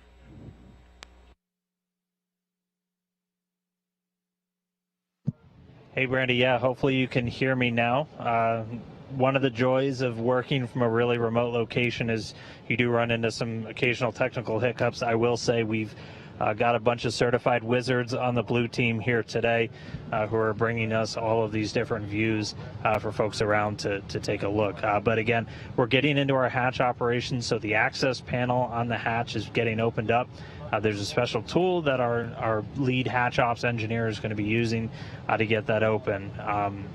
The hatch can operate within a pretty small range of PSI differentials on either side, basically just meaning we need to make sure the pressure inside of Starliner is relatively the same as the pressure out here. And after they get that confirmed, we'll be able to get the hatch opened. That's right, Dan. And once we're done with this hatch opening procedure, we will be going through the closeout. Starliner will actually stay overnight. It will be sent to a processing center and then make its way back to Florida. Starliner will be remaining here in New Mexico for a few more days as we go through those procedures. But again, we're very happy that we have Starliner back home here in New Mexico, and again that we've had a successful test flight in preparation for our next crew flight test. And one of the operations we're going to be carrying out here is going to be cargo. We have some of the NASA cargo teams out here with the crews, and they're going to be able to move in once we get the hatch open. We've got a small amount of really time-critical cargo that's going to come off, including some radiation monitors and a couple of utilization items from our NanoRacks modules on board. Then they're going to bring out a couple of other items just to test that real-time cargo retrieval. When crew members are returning on Starliner, they're going to be bringing essentially pieces of themselves home with them. Crew will take a number of different blood samples, other things like that, just prior to their return, and those get stowed into cold bags or cold-powered cargo containers on board the vehicle. And that's one of the really critical science items that we return from the space station, and that's one of the reasons we're really excited to have Starliner come on board and add another cargo delivery service back to Earth.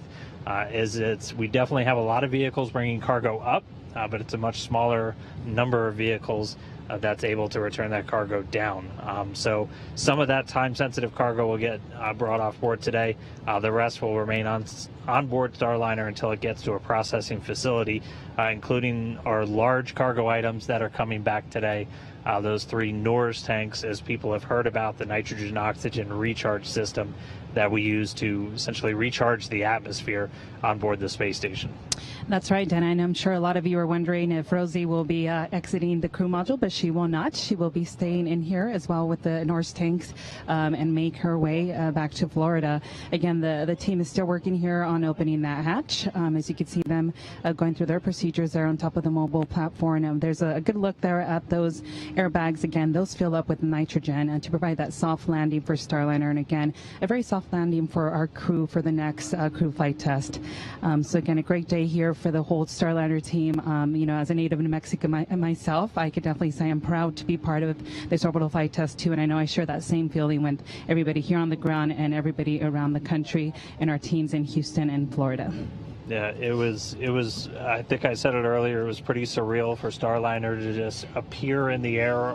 At first it feels like it's almost above you, even though it was several kilometers downrange from us.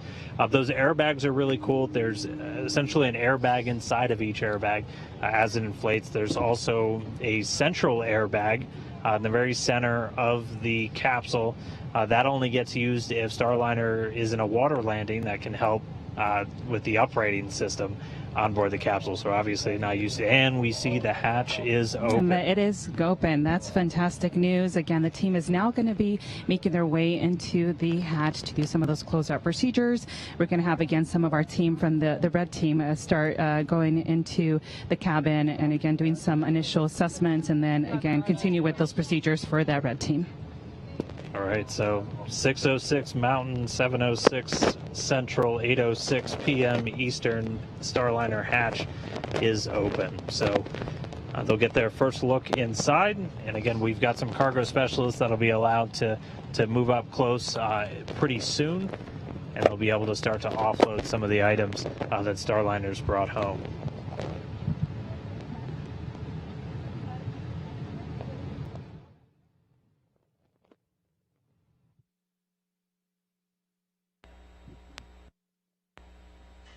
And we just got word that while Starliner was landing in White Sands, New Mexico, it was landing at about 26 feet per second, which is right what we expected.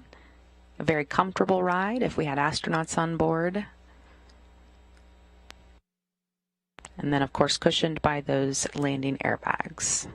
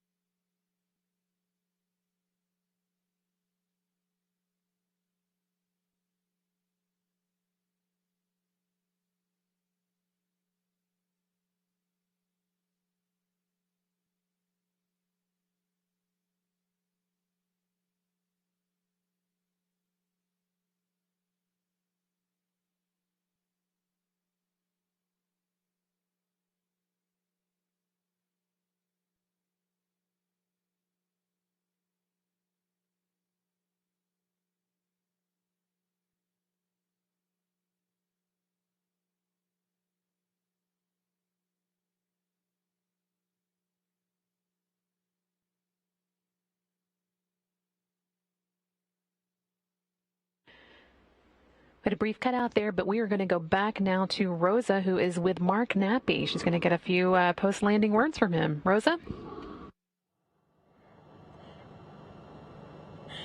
Hey there, it's actually Megan Gessner out here in the field with Mark Nappy. And Mark, you know, we did experience a little bit of a delay there at the beginning with the hydrazine link. Can you talk to us a little bit about that? Okay, well, the team comes in and has to check the vehicle out to make sure it's safe for others to approach. When they got in, they have these things called sniffers that come in and check for hazardous gases such as hydrazine. They came in, the thruster covers were put on, and they got a little bit of a high reading. So they fell back like they were supposed to and made sure that they could assure that the area was safe. They went back, checked again, and all of it had dissipated, so everything was safe. So the team reacted just like they were supposed to.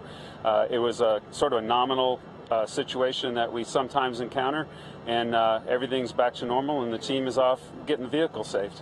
And that's why it's so important that we practice these types of things to ensure the safety of everyone that's here. Absolutely, and today was just a perfect example of how well this team is really trained. Absolutely. And, you know, today's been a long time coming. It's now finally landed. How do you feel? I feel great. There's lots of emotion. First of all, really happy for this team. Some of these people have been working on this for 10 years and, you know, just waiting for today to be here so that we could have a successful mission.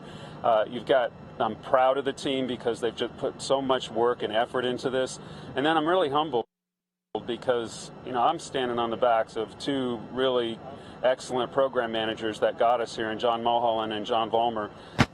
They have to be sitting home with big old smiles on their face. Oh, I'm sure they are, as is a lot of the team that's here today. Have you had a chance to talk to anybody, any of the ground crews just yet? Oh, a lot of folks. They're just ecstatic. You know, this was really something, seeing the vehicle come in and just gently come back to Earth and settle down on the lake bed here. So it's just been incredible. People are really feeling good. Absolutely. It was definitely a beautiful sight watching it come down. And I know we'll hear a little bit more from you a little later today. I believe you're going to be a part of that post-landing conference that's going to happen on NASA TV a little later today. And for now, we're going to send it back to our friends over at KSC or JSC. I'm not sure where y'all are at. Lauren, Brady. Thanks so much, Megan. Yes, here coming live from Houston in Mission Control. Great to hear from Mark Nappy, our program leader, the leader of our Starliner team, and really pretty awesome for him to be out there at the landing site with our crews. I'm sure it was a very exciting moment for him and everyone else to see Starliner land so delicately there at about 4:49 Mountain Time this afternoon.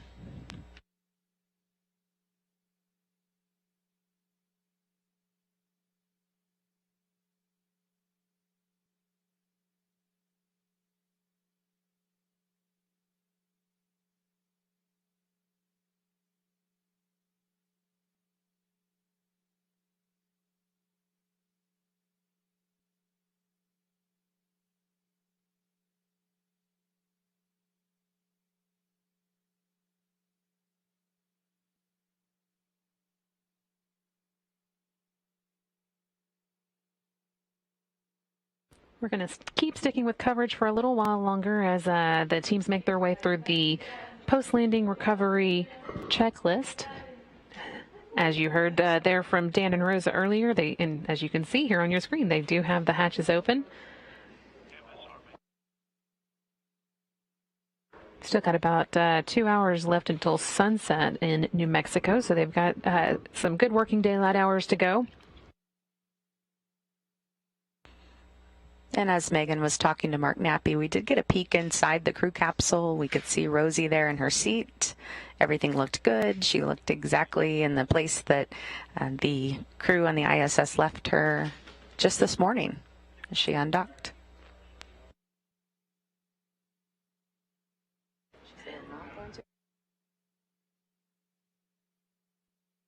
We're hoping that in the next few minutes we'll get to hear a little bit from astronaut Butch Wilmore, who is at the scene along with the recovery team. He, of course, expects to be in the capsule for this scene next time it comes around, so it'll be great to hear his perspective.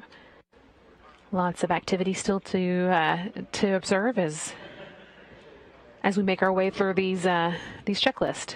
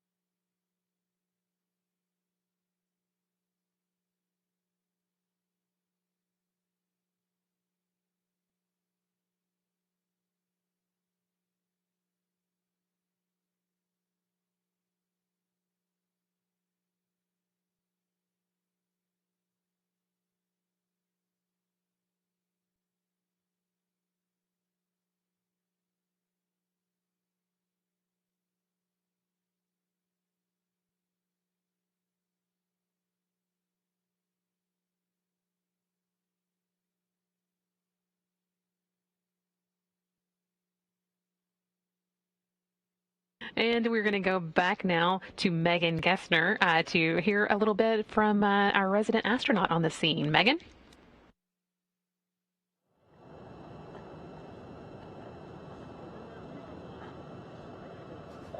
Okay, it looks like we're live, Butch. Oh, wow. So good to see you here today. I know you weren't able to make it out here for OFT1, but today you are here in person. What are you feeling? Oh, my.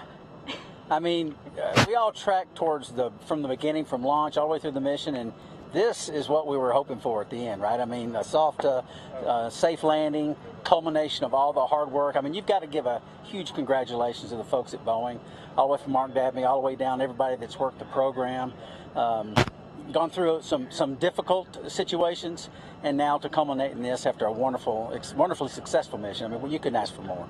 Absolutely. Definitely takes a big team effort to have all this happen. You know, now as a casual observer, you know, I see one thing when I see a spaceship coming down.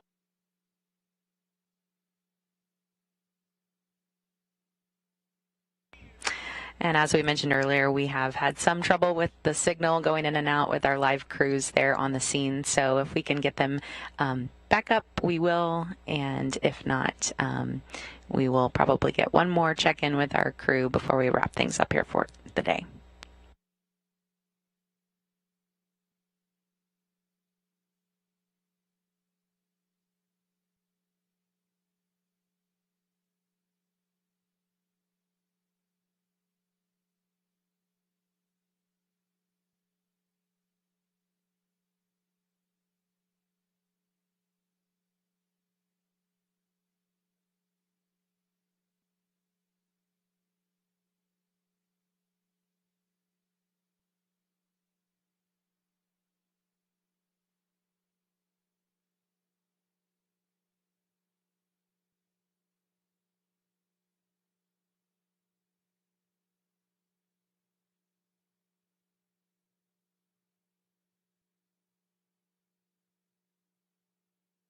And you are seeing live pictures of our crews that are performing many of the closeout procedures and landing procedures that we've been talking about, making their way through that crew capsule after a 4:49 Mountain Time landing this afternoon, 5:49 Central.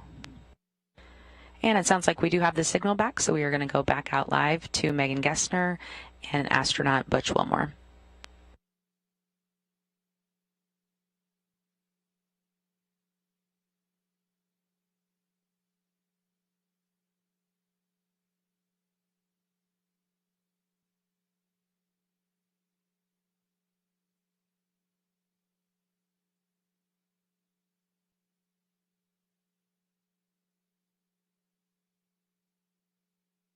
Sounds like we are not going to get Megan and Butch back, but we're going to hang with this view a little while longer, see if we can get another update from the team out there.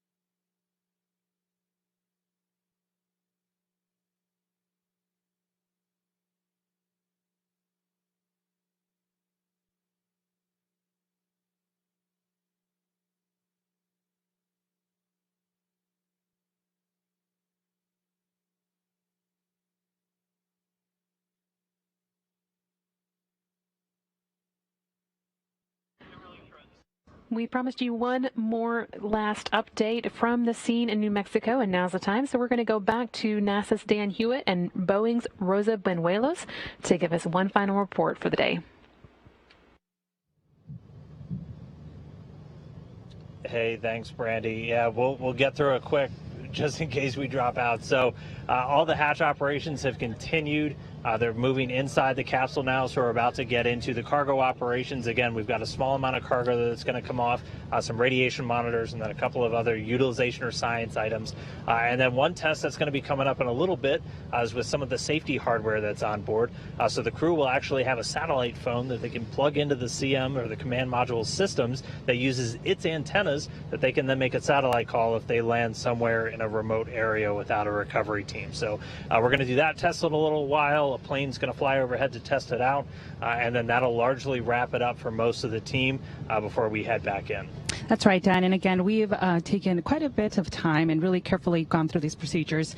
This crew module is reusable up to 10 times. So we want to make sure it is in good condition, and so we could expand the lifetime. Again, this crew module will be used for a post-certification mission.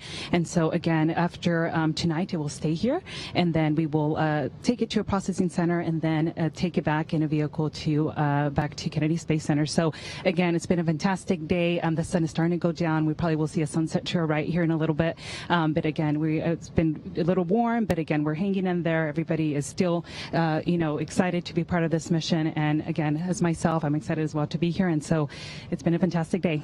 Yeah, it's been an absolute pleasure to see Starliner come down, to see all the operations, watch the team walk through everything. Even when we hit a little bit of adversity, they overcame. The capsule's safe now, and welcome home, Starliner. Yes, so welcome home. That'll do it for us here in the desert. Thanks everybody who's been following along and watching. We hope we showed you a little bit of the magic, the excitement of human space flight. Looking forward to the next time when we're out here and there are humans coming out of Starliner. Thank you. Back to you, Brandy and Lauren. Thank you so much to our entire team out there, and thank you, of course, to our partners at NASA as well as our partners at ULA for that safe launch. Just a few days ago, it has been a big day for human spaceflight, and it has just been a wonderful journey to watch Starliner launch from the Space Coast and rendezvous, then dock with the International Space Station, and then make that beautiful landing today, just a little while ago in the desert of White Sands, New Mexico. Just like they said, we cannot wait to see astronauts on board next time. Absolutely. Thank you so much for joining. Thank you so much for joining us for both today's coverage and the entire mission. But you are going to want to stick around just a little bit longer. We do have coming up for you at 8 p.m. Central Time the post-landing news conference, where we'll have NASA and Boeing officials give you one final look at the Orbital Flight Test 2 mission. Again, that's going to be coming up at 8 p.m. Central Time here on NASA TV. But with that, we are going to wrap up our coverage for today. So thanks again. This is Mission Control Houston. Good night, everybody.